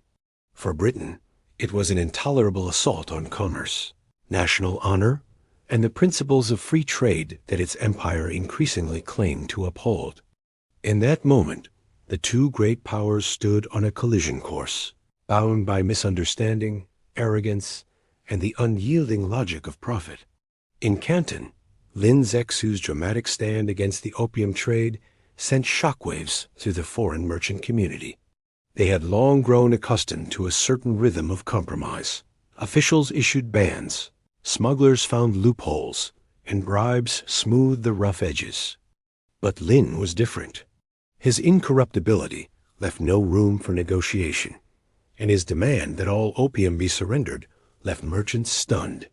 When they hesitated, he cut off their supplies of food and water, surrounding the foreign factories and pressing them into compliance. Cornered, they surrendered their cargoes over 20,000 chests of opium, valued at millions of pounds. The public destruction of the drug was a spectacle meant to show China's determination, but it was also a humiliation that foreign merchants would not soon forget. News of the confiscation reached London with outrage. The East India Company, though no longer holding an official monopoly on the China trade, still wielded immense influence. Merchants whose fortunes depended on opium pressed the government for action, insisting that Britain must defend its commercial rights. Newspapers fanned the flames, portraying Lin's actions as barbaric and unjust. Politicians debated the issue in Parliament, some condemning the trade itself as immoral, others arguing that Britain could not allow its citizens' property to be destroyed without retaliation. Beneath the moral debates lay a stark reality. The profits of opium were too vast, and the principle of protecting British trade too central for the government to ignore. The call for war grew louder. In China, the Qing court believed it had acted decisively. The Daoguang emperor praised Lin Zexu for his firmness and trusted that Britain would accept the logic of morality. China, after all, had long viewed itself as the superior power, the Middle Kingdom to which foreign nations owed deference. It seemed unthinkable that Britain would risk war over something as base as a drug trade. The court underestimated both the commercial interests at stake and the pride of a nation determined to assert its authority abroad. The emperor and his ministers assumed that Britain, humbled by the destruction of opium, would retreat and submit to China's terms. In this assumption lay a dangerous miscalculation. The spark of war was not only about opium. It was about two different worldviews colliding. For China, trade was a privilege granted by the emperor, controlled and limited through the Canton system. Foreigners were barbarians who must abide by the rules of the Son of Heaven. For Britain, trade was a right, something guaranteed by might and justified by the rhetoric of free commerce. The idea that China could dictate terms, close ports, and destroy goods seemed absurd and insulting. The two sides spoke past one another, each rooted in its own traditions and assumptions, each unable to grasp how the other viewed the world. As tensions mounted, incidents on the ground pushed the crisis closer to open conflict. Skirmishes broke out between British sailors and Chinese villagers, leading to violence and mistrust. British warships stationed nearby tested China's coastal defenses, probing with their superior cannons and maneuverability. Chinese junks, brave but outdated, found themselves hopelessly outmatched in these encounters. Each clash reinforced the imbalance of power, revealing that the Qing Navy, reliant on wooden vessels and antiquated weapons, was ill-prepared for confrontation with Britain's modern fleet. Lin Zexu, undeterred, continued his efforts to enforce the ban on opium. He tightened restrictions on foreign merchants, demanded strict adherence to Chinese law, and prepared defenses along the coast. His resolve inspired many within the empire, but it also hardened British attitudes. To merchants and officials across the sea, Lin was not a hero but an enemy, a man who threatened their fortunes and their nation's pride. His famous letter to Queen Victoria, appealing to morality and fairness, was received with indifference. For the British government, the issue was not morality but commerce, not fairness but sovereignty of trade. They resolved to use force to secure their position. By late 1839, the decision had been made. The British government, under pressure from merchants and guided by its own vision of imperial authority, prepared for war. Naval squadrons were dispatched to Chinese waters, carrying soldiers, cannons, and the confidence of a nation that believed its technology and discipline could overcome any foe. The First Opium War had begun, though neither side yet fully grasped the consequences. For Britain, it was a campaign to protect commerce and assert power. For China, it was a test of sovereignty and survival, a struggle to resist humiliation and preserve dignity. The first clashes revealed this stark imbalance. British ships, armed with modern artillery, easily destroyed Chinese junks. Fortifications crumbled under bombardment. Troops trained in European drill and discipline faced local militias and outdated units who could not match their firepower. Each battle was less a contest than a demonstration, a grim unveiling of how far behind China had fallen in military technology. The Qing court, watching from afar, struggled to comprehend how their empire, so vast and ancient, could be so vulnerable to a nation that had once seemed small and distant. For those living through these moments, the spark of war was not an abstract question of trade or pride, but a sudden eruption of violence that disrupted daily life. Villagers along the coast fled bombardments, merchants saw their livelihoods collapse, and soldiers faced an enemy they could barely touch. In Britain, the war was framed as a defense of rights. In China, it was experienced as a bewildering assault, a storm that descended with little warning. The destruction of opium, intended as an act of strength, had become the catalyst for a conflict that would reshape the empire's fate. And yet, even as the first shots were fired, there remained a tragic sense of inevitability. The clash had been building for years, born of trade imbalances, cultural misunderstandings, and the relentless pursuit of profit. Lin Zexu's stand, courageous and principled, had forced the issue into the open. The spark had been lit, and the fire was spreading. Soon, the world would witness not only the defeat of China in battle, but the beginning of a long era of humiliation, unequal treaties, and foreign dominance. But in these early days, it was still only a spark, bright and dangerous, glowing in the haze of smoke and cannon fire, marking the moment when the Middle Kingdom and Britain moved from tension to open war. When the guns of the First Opium War roared to life, it became immediately clear that this was not merely a skirmish over trade, but a clash of worlds. Two civilizations, each convinced of its own superiority, now confronted one another on the battlefield, and the contrasts could not have been starker.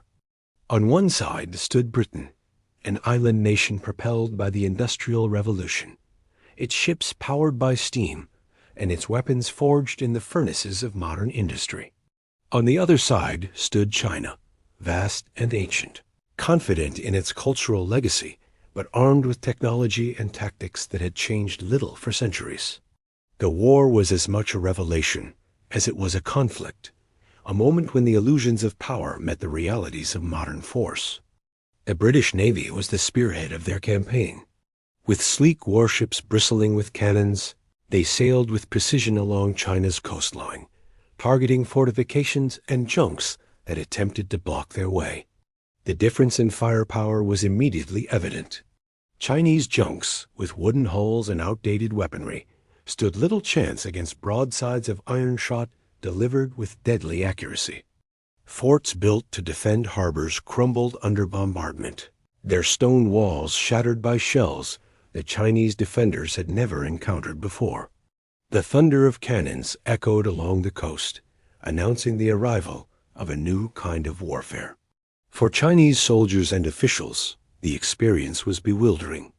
Many still clung to the belief that their empire, the Middle Kingdom, was unassailable, its size and culture making it naturally superior to any foreign power.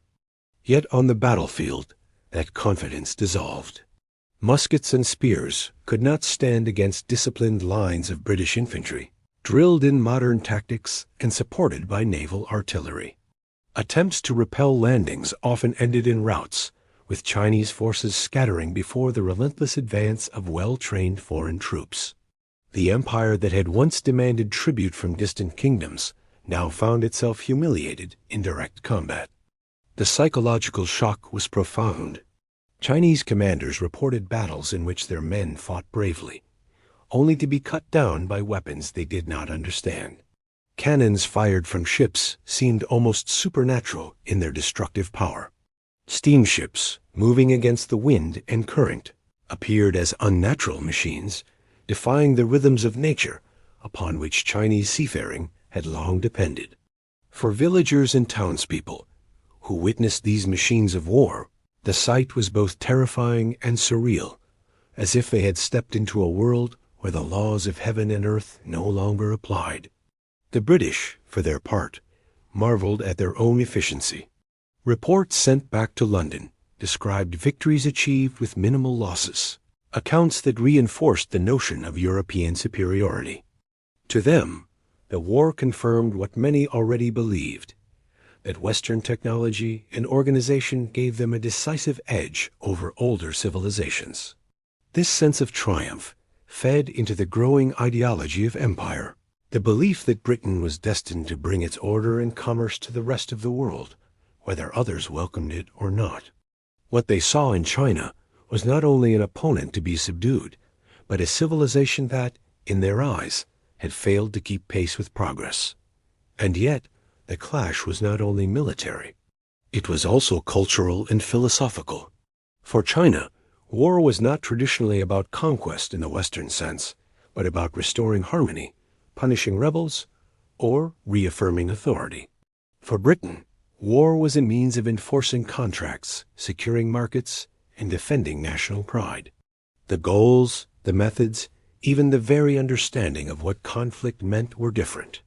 Each side viewed the other through lenses shaped by centuries of their own history, and neither fully grasped the logic driving the other's actions. The result was not only violence, but confusion, a dialogue of force in which words had failed. The Chinese people bore the brunt of this collision. Coastal towns found themselves shelled without warning, their homes destroyed in battles they had no part in choosing. Merchants lost ships, farmers lost harvests, and families fled inland to escape the chaos. Soldiers conscripted into service struggled against an enemy they could not match, their courage wasted against weapons beyond their experience. To many ordinary people, the war seemed less a contest between equals than a storm unleashed upon their land, one they could only endure. Within the imperial court, the reality of the situation slowly dawned. Reports of defeats accumulated, each one more disheartening than the last. The Daogong Emperor and his ministers struggled to reconcile their vision of China's greatness with the humiliations described by commanders in the field. Some clung to denial, insisting that victories must soon follow, that heaven would not allow the Middle Kingdom to be disgraced. Others urged negotiations, recognizing that the empire could not hope to match Britain's military might. The debates revealed deep divisions, but all agreed on one truth. The clash with Britain was unlike anything China had ever faced. For Britain, the campaign became a demonstration of power. Cities and ports fell one after another, treaties were demanded, and British forces moved with confidence along the coast and up rivers, striking at will. Yet even as they celebrated their victories, there was unease. Some in Britain questioned whether the cause defending a trade in opium was justifiable. Critics in Parliament argued that the war was fought not for honor, but for profit, that it was an immoral venture cloaked in rhetoric about commerce. These voices, though in the minority, revealed that even within Britain, the war was not viewed without discomfort. Still, the clash of worlds continued, its outcome increasingly inevitable. China, bound by traditions and unprepared for modern war, struggled against a foe whose industrial revolution had transformed the nature of conflict. Britain, driven by profit and pride, pressed its advantage relentlessly. The war was not only a battle for territory or trade, but a revelation of the shifting balance of power in the world. The old order, in which China had stood as the unquestioned center of civilization, was giving way to a new one, dominated by industrialized Western powers. For those living through it, the experience was disorienting. The sound of cannons, the sight of steamships, the fall of cities, all were signs that the world was changing. The clash of worlds was not just about opium, not just about silver, but about the collision of past and future, tradition and modernity, isolation and globalization. In the smoke of battle, the Middle Kingdom glimpsed a reality it had long resisted, that the world beyond its borders had grown stronger, and that its own strength was not eternal. The clash had begun, and with it, an era of humiliation and transformation that would shape China for generations to come. As the First Opium War dragged on, the outcome became increasingly clear. Britain, with its industrial navy and disciplined troops, could strike where it wished, while China struggled to mount an effective defense. Battles that should have been contests of strategy became lopsided encounters, with British cannons tearing apart junks and fortifications, while Chinese soldiers, brave but poorly armed, fell before weapons they could scarcely comprehend. Each defeat carried more than military weight. It was a blow to the very image of the Middle Kingdom, a humiliation that spread from the coast to the imperial court in Beijing. The Qing Dynasty, long accustomed to seeing itself as the central power of the world, now faced the reality of its vulnerability. The war unfolded along the vast Chinese coastline, and each British victory pushed deeper into the empire's heart. Ports fell, towns were occupied, and rivers became highways for British gunboats. Steamships advanced upstream, reaching places once considered safe from foreign intrusion. The psychological effect was profound. China's geography, once a shield, became a weakness.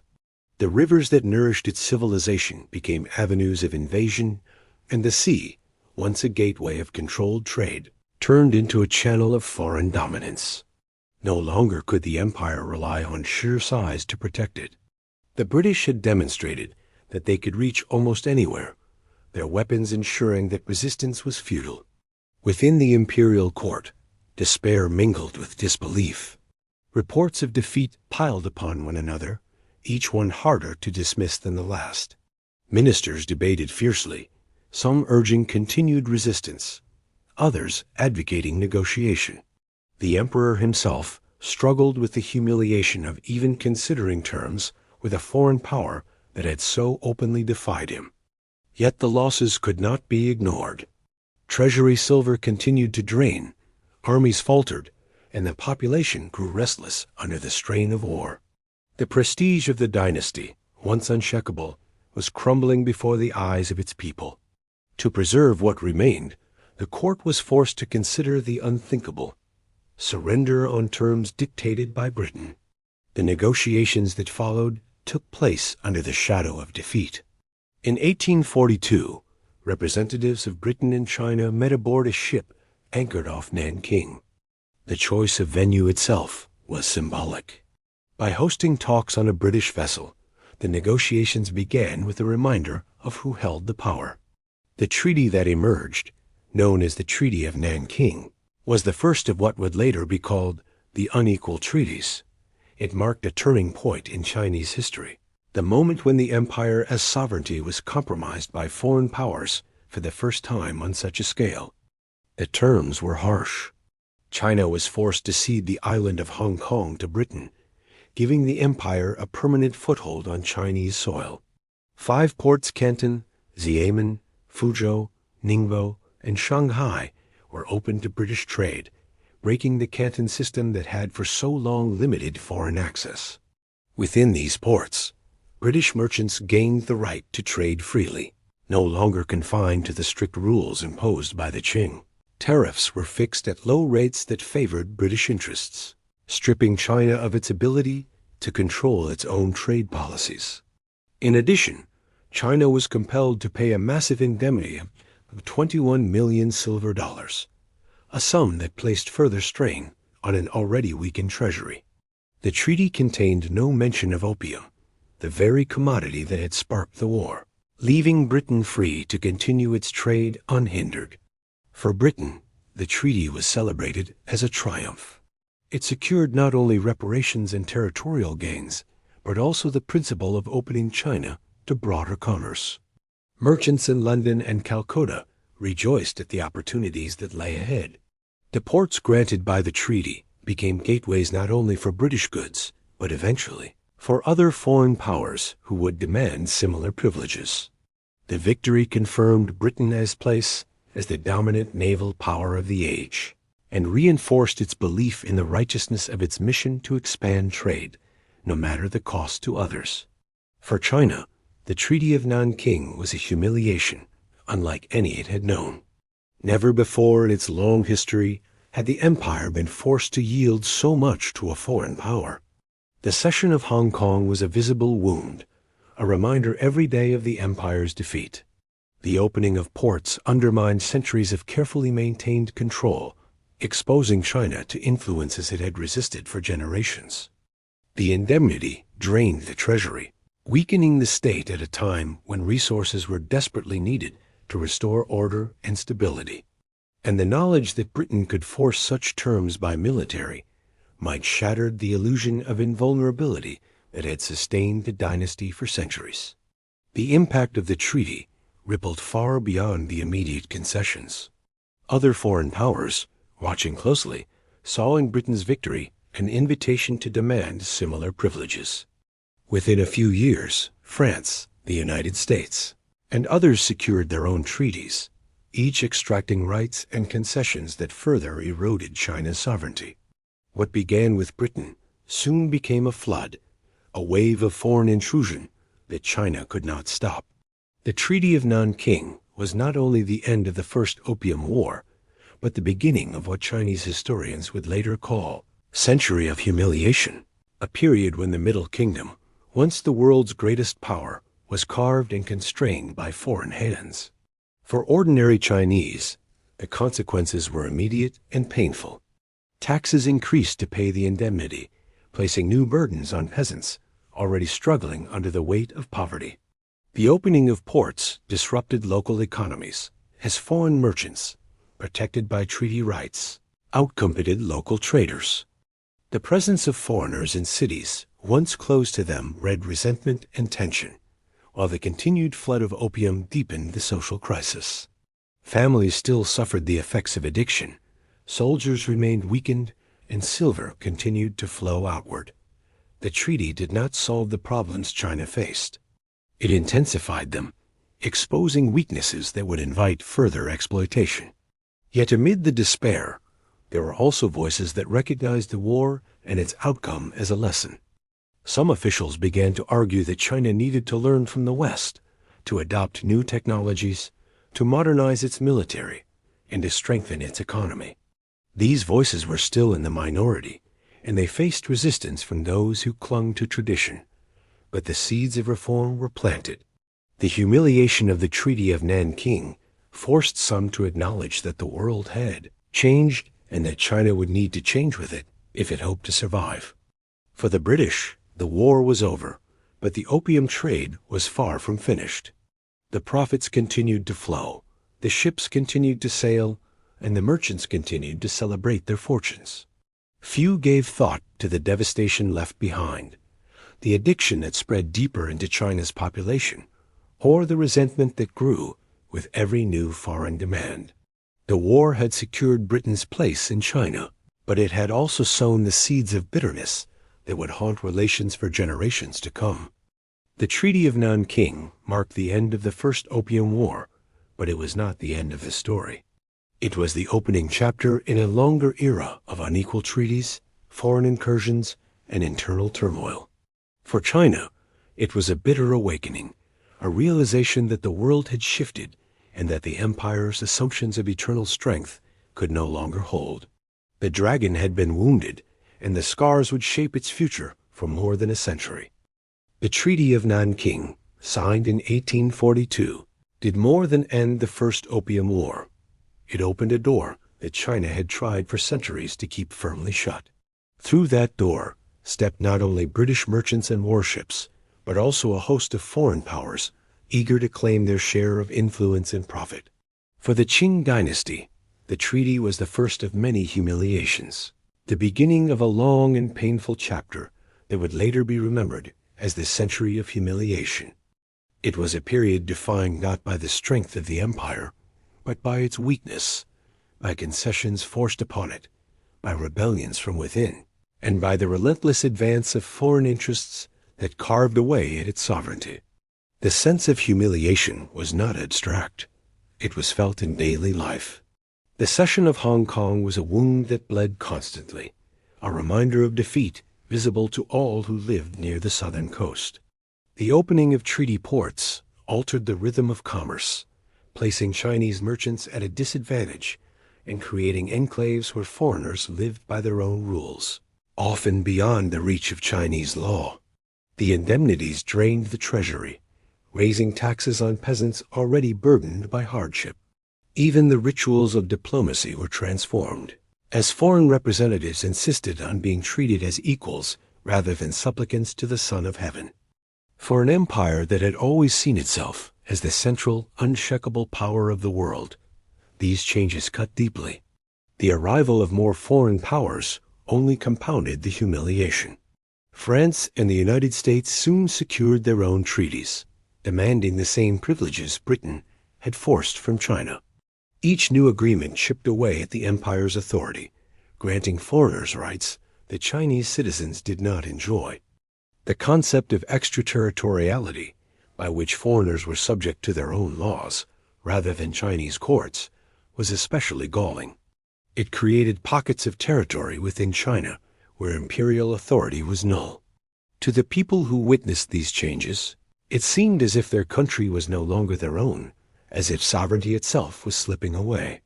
The psychological effect of these losses was profound. For centuries, the Chinese had believed themselves the Middle Kingdom, the center of civilization, surrounded by barbarians who came seeking tribute. Now, it was they who were being dictated to, their rulers forced to sign treaties they did not want, their people exposed to foreign influence they had once dismissed. The confidence of centuries gave way to doubt, shame, and anger. Families whispered about the empire's decline. Scholars wrote mournfully about the loss of dignity, and common people felt the sting of higher taxes and economic dislocation. The pride of a great civilization was bruised, and the scars would linger for generations. But humiliation did not come only from abroad. The internal fabric of the empire began to fray under the weight of external pressure. The Qing Dynasty, weakened by defeat, struggled to maintain order. Silver continued to drain from the treasury, both from indemnities owed to foreign powers and from the ongoing opium trade that no treaty had stopped. Corruption spread more deeply as local officials exploited the chaos to enrich themselves.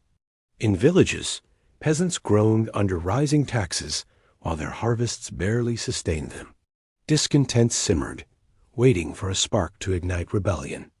The external humiliation of treaties was mirrored by internal humiliation, as the people lost faith in the ability of their rulers to protect or provide for them. The phrase "century of humiliation" would later be coined to describe the era that began with the Treaty of Nanking and continued until the mid-20th century, but its origins lay in these first defeats. China's loss was not simply military or territorial. It was existential. The empire that had defined itself as eternal now saw its mortality exposed. The foreign presence in its ports, the concessions carved into its treaties, the knowledge that it could not defend itself against industrial powers, these were daily reminders that the old world was gone. And with every passing year, more treaties, more demands, and more humiliations would follow. Yet amid the humiliation, there was also resistance. Some officials urged reform, calling for the adoption of Western technology and methods to strengthen the empire. They argued that China could not simply rely on its traditions, that it must learn from the very powers that had humiliated it. Others rejected this idea, insisting that China's greatness lay in its ancient culture, that borrowing from foreigners would only deepen its decline. The debates revealed a society torn between pride in its past and fear of its future, unsure whether to cling to tradition or adapt to survive. These arguments would echo through the decades, shaping the course of Chinese history as reformers and conservatives struggled for influence. The common people experienced this humiliation in ways both subtle and direct. They felt it when taxes rose, when foreign merchants dominated local trade, when soldiers conscripted from their villages returned broken or not at all. They saw it in the foreign enclaves of treaty ports, where strangers walked with confidence while Chinese citizens were treated as second class in their own land. They heard it in the laments of scholars who spoke of decline and the bitterness of elders who remembered better days. For many, the humiliation was not only political but personal, a sense of loss that weighed on daily life. Foreigners, meanwhile, often failed to understand the depth of the wound they inflicted. To British merchants, the Treaty of Nanking was a victory for commerce and freedom of trade.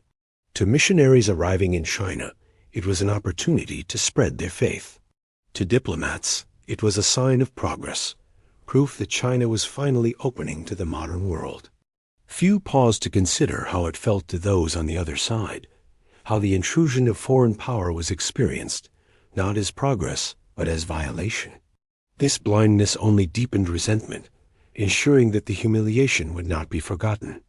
The century of humiliation was not a single event, but a long unfolding of defeats, concessions, and humiliations that began with the Treaty of Nanking. It set the stage for further wars, more treaties, and deeper intrusions. It weakened the Qing Dynasty, making it vulnerable to internal rebellion and external aggression alike. It left a legacy of anger and shame that would shape China's identity long after the dynasty itself had fallen. And it served as a constant reminder that even the greatest of empires could fall, not only to armies but to arrogance, addiction, and the relentless pressures of a changing world. In the quiet of villages, in the bustling streets of treaty ports, in the halls of the Forbidden City, the sense of humiliation spread like an unseen fog. It was not only about the land lost or the silver drained. It was about dignity, about the realization that the empire was no longer in control of its destiny. For a people who had long seen themselves as the center of the world, this was perhaps the greatest wound of all. The century of humiliation had begun, and its shadow would linger over China for generations to come. The Treaty of Nanking ended the First Opium War, but it did not resolve the tensions that had sparked it. The opium trade continued. More ports were pried open, and foreign influence deepened year after year. Britain, having secured unprecedented privileges, soon found that even these concessions were not enough to satisfy its ambitions. Other Western powers, too, looked at China and saw opportunity, each eager to carve a foothold in the vast empire that for centuries had resisted outside control. The result was a simmering unease, a fragile peace that lasted only until the mid-19th century, when once again warships gathered along China's coast and cannons roared. The conflict that followed, later known as the Second Opium War, would drive China even deeper into humiliation. The years between the two wars were marked by growing resentment within China. The unequal treaties had forced open ports, ceded Hong Kong, and drained the treasury with indemnities. Foreigners lived in treaty ports under their own laws, beyond the reach of Chinese courts. Missionaries spread across the land, protected by the very treaties that the Qing court had been compelled to sign. All the while, opium continued to pour in, its smoke clouding households, weakening soldiers, and draining silver from the economy. The people felt the humiliation daily, and anger toward foreigners mixed with frustration at their own rulers, who seemed powerless to resist. Britain, meanwhile, looked upon its gains with a mixture of satisfaction and impatience. The 5 treaty ports granted by the Treaty of Nanking had proven profitable, but merchants wanted more. They demanded greater access to China's vast interior markets, lower tariffs, and recognition of diplomatic equality. They wanted the right to station envoys permanently in Beijing, something the Qing court resisted fiercely. To the Chinese emperor, allowing foreign representatives to live in the capital as equals was unthinkable. It would strike at the very heart of the imperial worldview, in which China remained the Middle Kingdom, and all others were barbarians. Yet to Britain and France, who now pressed demands together, these restrictions were intolerable. The stage was set for renewed conflict. The spark that ignited the Second Opium War came in 1856, when Chinese officials seized a vessel called the *Arrow*. It was a Chinese-owned ship, but had been registered in Hong Kong under the British flag. The Chinese authorities accused it of piracy and smuggling, but Britain claimed that their flag had been insulted and their rights violated. The incident might have been resolved diplomatically, but Britain seized upon it as a pretext for war, determined to extract more concessions. France soon joined, citing the killing of a French missionary in inland China as its cause. Together, the two Western powers prepared to strike. The war unfolded in two phases. In the first, British and French forces attacked Canton, capturing the city after fierce fighting.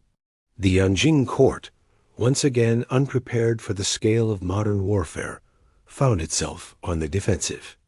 But domestic troubles distracted the empire as well. The Taiping Rebellion, a massive civil war that erupted in the 1850s, consumed enormous resources and attention. With millions rising in rebellion against the dynasty, the court could not fully concentrate on resisting foreign powers. The empire was stretched thin, beset by enemies within and without. In 1858, after a series of defeats, the Qing court agreed to negotiate. The result was the Treaties of Tientsin, which granted Britain, France, the United States, and Russia a new set of privileges. More ports were opened, foreign envoys were allowed to reside in Beijing, Christianity was legalized, and tariffs were fixed at rates favorable to foreign trade. Perhaps most humiliating of all, the treaties did not prohibit the opium trade, effectively legitimizing the very commodity that had sparked so much suffering. Yet the emperor and his court, deeply resistant to the idea of foreign envoys in the capital, refused to ratify the treaties fully. For a brief moment, it seemed as if China might resist the encroachment, but the Western powers were not finished. In 1859, when foreign envoys attempted to travel to Beijing to present their credentials, Chinese defenses along the Peiho River fired upon their ships, driving them back. For the Qing court, it was a rare moment of pride, a demonstration that resistance was still possible. For Britain and France, it was an affront that demanded retribution. The following year, they returned with a far larger force, determined to end Chinese resistance once and for all. Their armies advanced northward, capturing the city of Tianjin and marching toward Beijing itself.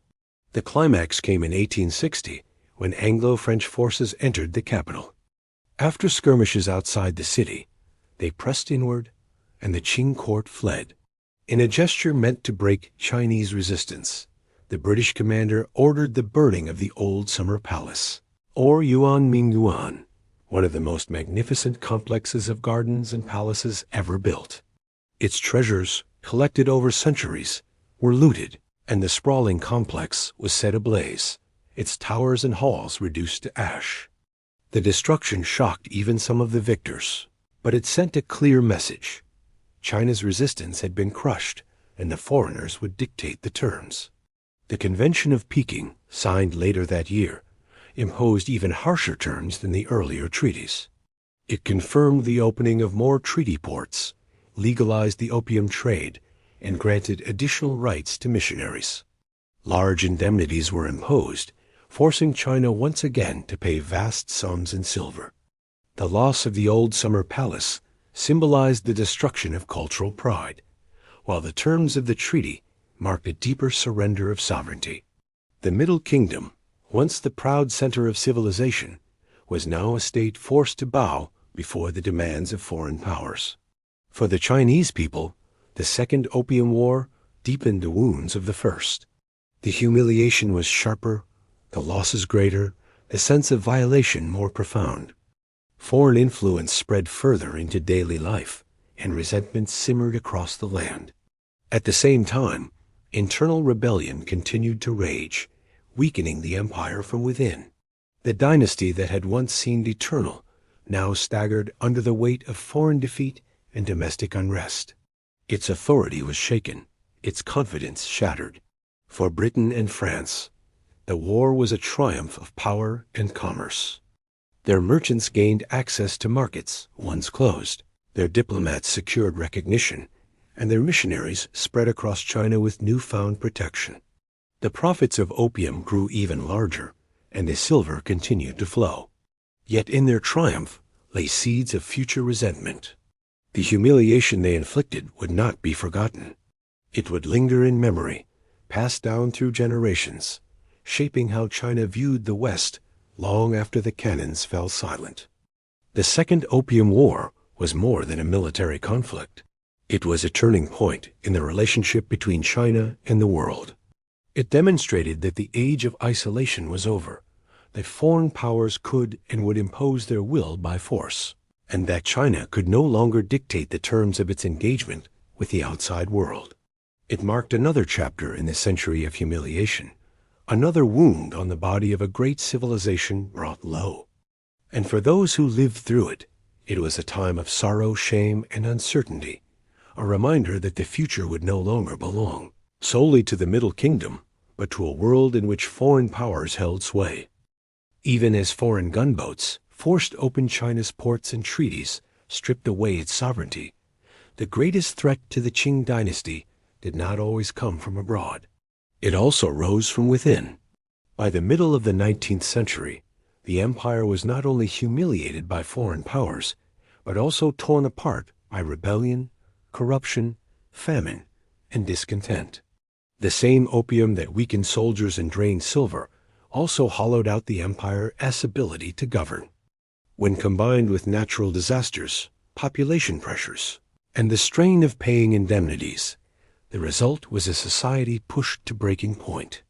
The dynasty, once confident in its eternal mandate, now faced crises from every direction, crises that revealed just how fragile its foundations had become. At the heart of this internal decay was corruption.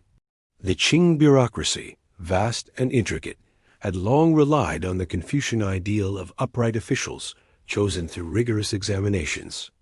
But as the 19th century wore on, the ideals faltered. Many officials, poorly paid and burdened with responsibilities, turned to bribes and extortion to enrich themselves. Positions were sometimes purchased rather than earned, and local magistrates often cared more for their own fortunes than for justice. For ordinary people, the state that was supposed to protect them often appeared as another source of suffering. Taxes rose, while the officials who collected them lived comfortably. The imperial court, far away in Beijing, seemed increasingly detached from the struggles of the common people. The economic burden of the unequal treaties made matters worse. Indemnities owed to Britain, France, and later other powers had to be paid in silver, and the weight of these payments fell most heavily on peasants. Villages strained to meet their tax obligations, and households slipped into poverty. At the same time, the opium trade continued to siphon wealth out of the country. Silver that should have remained in local economies disappeared into foreign hands, exchanged for a drug that weakened the very people who consumed it. Farmers who might once have grown food crops turned to poppies, hoping to profit from the demand for opium. But in doing so, they contributed to food shortages and left their families vulnerable to famine when harvests failed. The population itself, which had grown dramatically over the 18th century, now placed enormous strain on resources. By the mid-19th century, hundreds of millions of people crowded the empire's farmland, much of it already cultivated to its limits. New mouths to feed multiplied faster than agricultural innovation, and hunger became an ever-present fear. Floods, droughts, and locust plagues worsened the problem, driving desperate peasants into banditry or rebellion. For many, the promise of stability that the Qing Dynasty once represented no longer seemed credible. The mandate of heaven, the divine right to rule that had justified emperors for centuries, appeared to be slipping away. Into this environment of discontent erupted the most devastating rebellion in Chinese history, the Taiping Rebellion. Beginning in the 1850s, under the leadership of Hong Xiuquan, a charismatic figure who claimed to have divine visions, the rebellion gathered millions of followers disillusioned with Qing rule. Hong preached a radical vision, blending Christian ideas with calls for social equality and a new moral order. For peasants crushed by taxes, addicts weakened by opium, and communities suffering under corruption, his message was electrifying. The rebellion spread across vast regions of southern and central China, capturing cities and challenging the authority of the dynasty itself. The scale of the Taiping Rebellion was staggering. At its height, it controlled territory and populations rivaling those of entire nations. Armies of peasants, farmers, and disaffected soldiers fought under banners proclaiming a new heavenly kingdom. The conflict dragged on for over a decade, leaving millions dead from battle, famine, and disease. The devastation was so immense that it reshaped the very landscape of China. Villages were burned, fields left untended, and entire regions depopulated. For the Qing government, struggling to pay indemnities to foreign powers while fighting a war on its own soil, the rebellion was nearly catastrophic. Only with immense effort, and with the support of regional armies led by powerful local leaders, did the dynasty manage to suppress the Qing movement. But victory came at a cost. The central government emerged weakened, dependent on regional military leaders who would continue to assert power independently in the decades to come. The Taiping Rebellion was not the only challenge. Other uprisings erupted during this turbulent era, each reflecting the fractures spreading through society. Muslim communities in the Northwest rose against the dynasty, leading to bloody conflicts that lasted for years. Secret societies, long suppressed by the Qing, gained strength as resentment of foreign influence and dynastic weakness grew. Banditry spread in the countryside as peasants unable to pay taxes or feed their families turned to theft and violence. The empire seemed caught in a cycle of unrest, each rebellion feeding the perception that the dynasty had lost the mandate of heaven. Opium continued to play its quiet but destructive role. Addicted soldiers deserted their posts or fought without strength, undermining the empire's military defenses. Officials who should have enforced laws against smuggling were themselves compromised, either addicted or bribed by merchants. Families that lost breadwinners to the haze of smoke found themselves destitute, deepening the cycle of poverty and unrest. The very substance that had drawn Britain's profits became an invisible enemy within, corroding the empire from the inside. Combined with foreign incursions and internal rebellions, it left the dynasty staggering under pressures it could not contain. The destruction of the old summer palace during the Second Opium War was more than a loss of beauty. It was a symbol of how far the empire had fallen. The grandeur of the Qing court, once displayed in elaborate gardens and palaces, now lay in ashes. Foreign powers dictated terms in Beijing, while rebels threatened the throne from within. The once mighty dynasty, which had expanded China's borders and presided over a golden age, now seemed besieged on all sides. For ordinary people, the suffering was almost beyond comprehension. Fields lay barren, taxes rose higher, and war brought only destruction. Many no longer cared who ruled, only that the endless cycle of violence and humiliation might end. And yet, even in this time of decay, there were glimmers of adaptation. Regional leaders such as Zheng Gofan and Li Hongzhang began to build their own armies, modernizing them with Western weapons and training. They recognized that China could not survive without learning from the very powers that had humiliated it. These early attempts at reform, though limited, laid the groundwork for what would later be called self-strengthening movement. But in the mid-19th century, such efforts were small lights in a sea of darkness. The dominant reality remained decay, rebellion, and humiliation. The internal crises of this era revealed how deeply the opium trade had damaged China. It was not only a question of addiction, but of the ripple effects, the drain of silver, the corruption of officials, the weakening of the military, and the loss of confidence in the dynasty. Foreign powers may have lit the spark, but it was the empire's own vulnerabilities that allowed the fire to spread. In the decades that followed, China would continue to suffer new defeats and humiliations, but the internal collapse of the Qing order was already well underway. The dragon, once proud and fierce, was now battered by storms from without and rot from within, uncertain if it could ever rise again. By the latter half of the 19th century, the Qing Dynasty was no longer the commanding empire it had once been. It had suffered defeats in the Opium Wars, been forced to sign unequal treaties, endured internal rebellions, and seen its sovereignty steadily eroded. Each humiliation seemed to invite another, and as foreign powers sensed weakness, they pressed their advantage. The Middle Kingdom, which had once stood as the center of the civilized world, was now a prize to be divided, its wealth, land, and people viewed by outsiders as opportunities for conquest and profit. What followed was a period in which foreign powers carved China into spheres of influence, dividing the dragon piece by piece. The process began subtly, through treaties that granted foreigners rights to trade and reside in treaty ports. At first, these ports were limited to a few coastal cities, but as the decades passed, more and more were forced open. Shanghai, in particular, became a symbol of this transformation. Once a modest fishing town, it was reshaped by foreign concessions into a bustling international city. Within its foreign-controlled districts, British, French, and American settlers lived under their own laws, built churches and businesses, and patrolled the streets with their own police. Chinese citizens who entered these districts were subject not to Chinese courts, but to foreign ones. It was as if pieces of China had been lifted out of the empire and replanted as colonies, existing within the country yet beyond its control.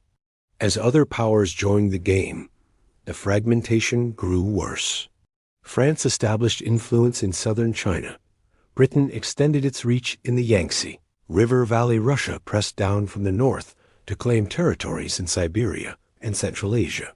And later, Japan emerged as a formidable rival, determined to carve its own share from China's weakening body. Each treaty, each concession, each new demand stripped more authority from the Qing court. To the Chinese people, it seemed as though their land was being consumed piece by piece, swallowed not by one invader, but by many, each competing for spoils. The foreign powers justified their actions with the language of progress and civilization. They claimed that they were bringing modern trade, technology, and institutions to a backward land. In reality, their motives were often nakedly self-serving. Railways were built not to connect Chinese communities, but to transport goods more efficiently to foreign markets. Mines were opened to extract resources for export, not to develop China's own industries. Missionaries spread across the countryside, protected by treaty rights, often stirring resentment as they challenged local traditions and beliefs. To the Chinese, it was not progress but intrusion, not civilization but domination. The dragon was being divided, not uplifted. One of the most painful aspects of this division was the sense of powerlessness it instilled. The emperor and his court remained in Beijing, presiding over ceremonies and issuing edicts, but their authority meant little beyond the walls of the Forbidden City. Foreign diplomats demanded audiences on their own terms, no longer willing to bow as supplicants, but insisting on equal recognition. In practice, they were treated as more than equals, for their demands carried the threat of gunboats and armies that the Qing could not resist. The Son of Heaven, once the arbiter of tribute from all nations, was reduced to signing documents dictated by foreigners, his brushstrokes marking not command but submission.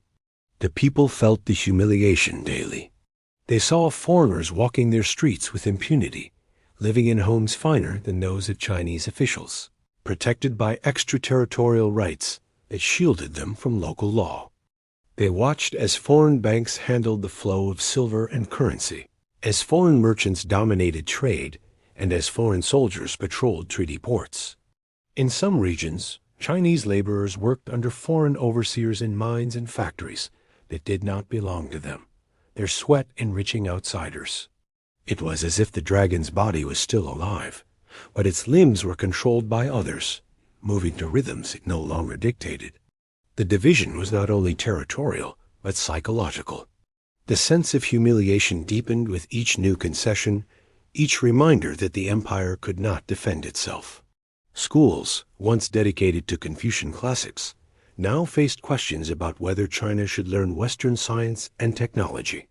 Scholars debated fiercely, some insisting that only by adopting foreign methods could China survive, others warning that to abandon tradition was to abandon the soul of the nation.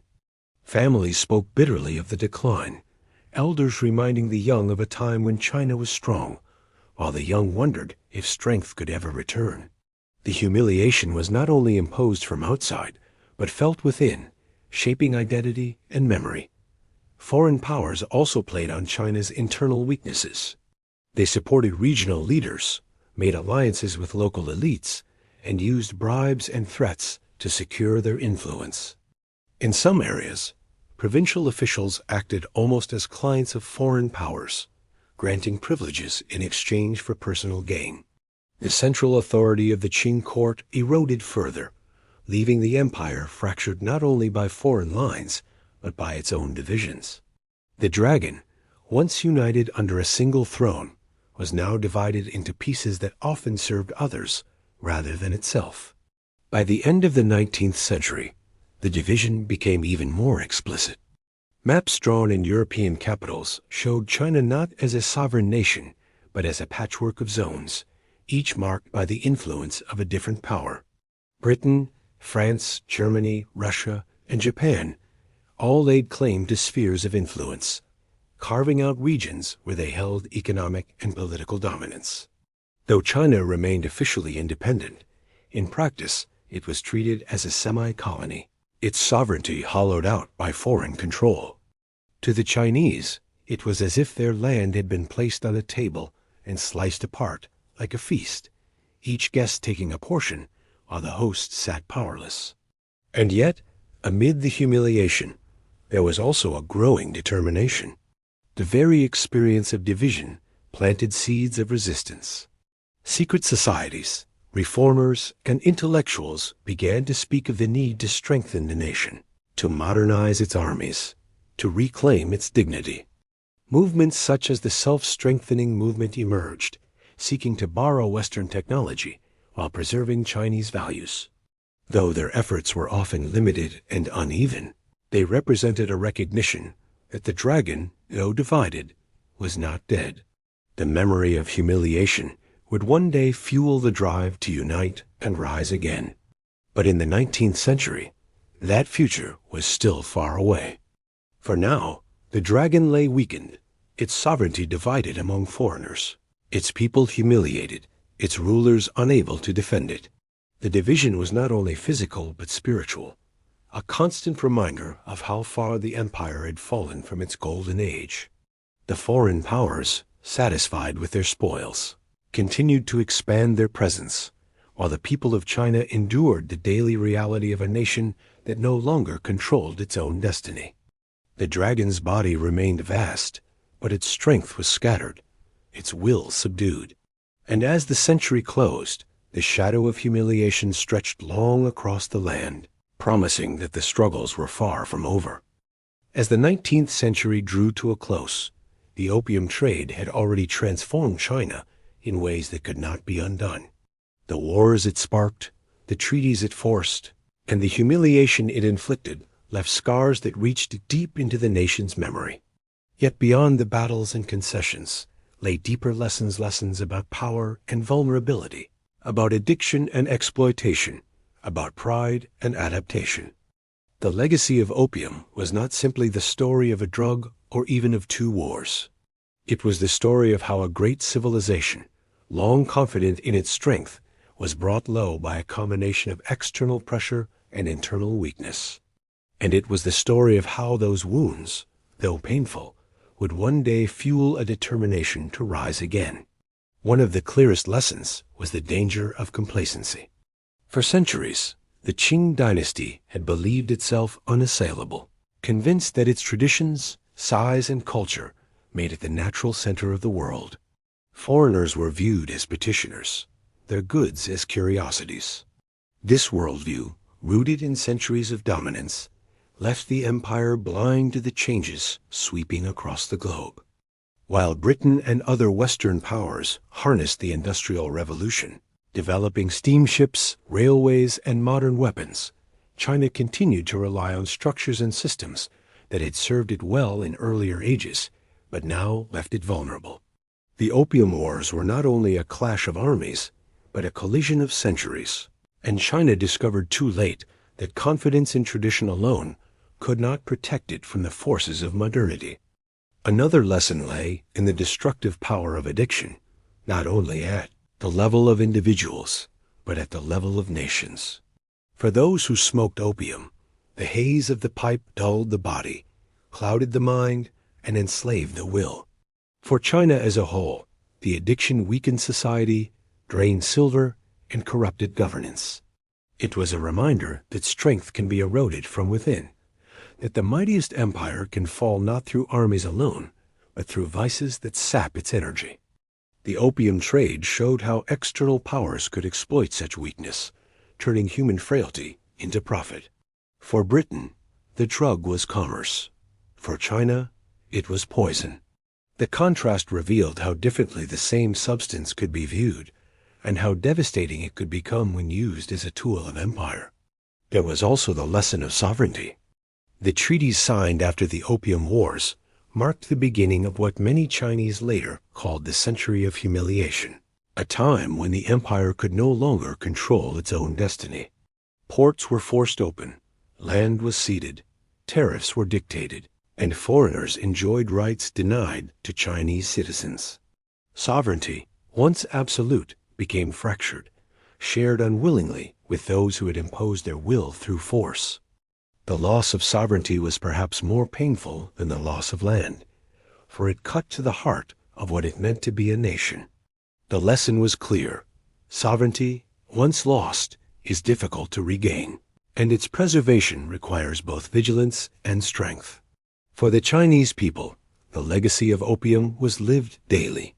Families watched as loved ones wasted away, enslaved to the pipe. Farmers struggled under heavier taxes as silver drained from the countryside. Communities mourned the destruction of cities, the loss of treasures, the humiliation of defeat. Yet even in suffering, there were lessons. The resilience of the people, their ability to endure hardship, and their determination to preserve culture and tradition in the face of foreign intrusion ensured that China's spirit was not extinguished. The body of the dragon was wounded, but its heart continued to beat. The Opium Wars also offered lessons about the nature of empire itself. Britain's triumph was real, but it came at the cost of morality. Defending a trade in poison, enforcing it through war, and justifying it with rhetoric of free commerce left a legacy of bitterness that would shape China's view of the West for generations. The profits were immense, but they planted seeds of resentment that would one day bear fruit in resistance and revolution. The lesson was that empires built on exploitation may win victories in the short term, but they create enemies whose memory of injustice endures long after the cannons fall silent. Within China, some sought to learn from the disasters. Reformers argued that the empire must adopt Western technology, modernize its armies, and strengthen its economy. The self-strengthening movement, though limited in scope, emerged as an attempt to rebuild China's defenses by borrowing from the very powers that had humiliated it. Shipyards were constructed, weapons imported, schools established to teach foreign languages and sciences. These efforts revealed another lesson, that survival requires adaptation, that pride must sometimes give way to pragmatism. Though the reforms fell short of saving the Qing Dynasty, they planted seeds for the modernization that would follow in later generations.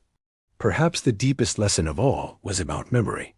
The humiliation inflicted by opium did not fade quickly. It lingered in stories told by elders, in the writings of scholars, in the monuments destroyed and the land ceded. It became part of China's collective consciousness, a reminder of vulnerability and a warning against complacency. This memory, painful as it was, also became a source of strength. It inspired later generations to resist foreign domination, to seek unity, and to rebuild national pride. The dragon remembered its wounds, and in remembering, it prepared to rise again. Looking back, the story of opium is not only a Chinese story. It is a human story, a reminder of how greed can exploit weakness, how arrogance can blind empires, and how suffering can teach resilience. The British believed they had won a great victory, and in material terms they had. But history remembers not only the wealth they gained, but the shame of the means by which they gained it. The Qing believed themselves eternal, yet the haze of opium revealed their fragility. In the end, both sides were changed, though in different ways. For China, the lesson was one of survival and rebirth. For Britain, it was a reminder of the costs of empire, costs that may not be counted in silver, but in memory and injustice. The legacy of opium is still felt even today. The wars it sparked remain symbols of national humiliation, invoked whenever questions of sovereignty and foreign intrusion arise. The memory of addiction and defeat has become part of the story of China's modern identity, a warning etched into the national consciousness. It is a lesson that power, once lost, must be rebuilt carefully, and that dignity, once taken, must be reclaimed with determination. As the 19th century closed, the dragon lay wounded, divided by foreign powers, and weakened by internal strife. Yet within the ashes of humiliation burned the embers of renewal. The lessons of opium were bitter, but they were not forgotten. They would shape the path of China's future, guiding it through the struggles of the 20th century and into the determination of a nation that resolved never again to be brought low by smoke silver and the arrogance of others. And so we come to the end of this long story, the story of how opium, a single flowering plant, became the instrument that humbled one of the greatest empires the world had ever known. It was not a sudden fall, but a slow unraveling, carried on waves of smoke and silver, through ships and treaties, through battles and humiliations. What began as trade became addiction. What began as desperation became domination, and what began as pride ended in a century of humiliation. Yet even in defeat, China endured, carrying its memory forward, learning its lessons, and preserving its spirit. The dragon, though wounded, was never slain. And in time, a memory of these struggles would fuel the determination to rise again. History often reminds us that strength is not eternal, that empires rise and fall, and that even the mightiest can be brought low by their own blindness or by the greed of others. But it also reminds us that resilience is powerful, that suffering can teach, and that memory can shape the future. The story of opium is one of tragedy, yes, but also of endurance, of lessons passed from generation to generation, and of the deep will to reclaim dignity. It is a reminder that what we do today becomes the history of tomorrow, and that the choices of nations echo far beyond their own time. If you've listened this far, I hope this story has given you not only knowledge, but also the gentle calm needed to rest. This channel is here for you, to tell history in a way that helps you drift into sleep, with stories that soothe even as they teach. If you enjoyed this, please take a moment to subscribe so you won't miss future stories. And in the comments, let me know what parts of history interest you most, and when you like to listen, whether at night before sleep, during quiet moments in the day, or whenever you need calm. Your thoughts help guide what stories we bring next. For now, let the weight of the day slip away. Close your eyes and let the echoes of the past settle into silence. History has spoken, and the night invites you to rest. Sleep well, and until next time, thank you for listening.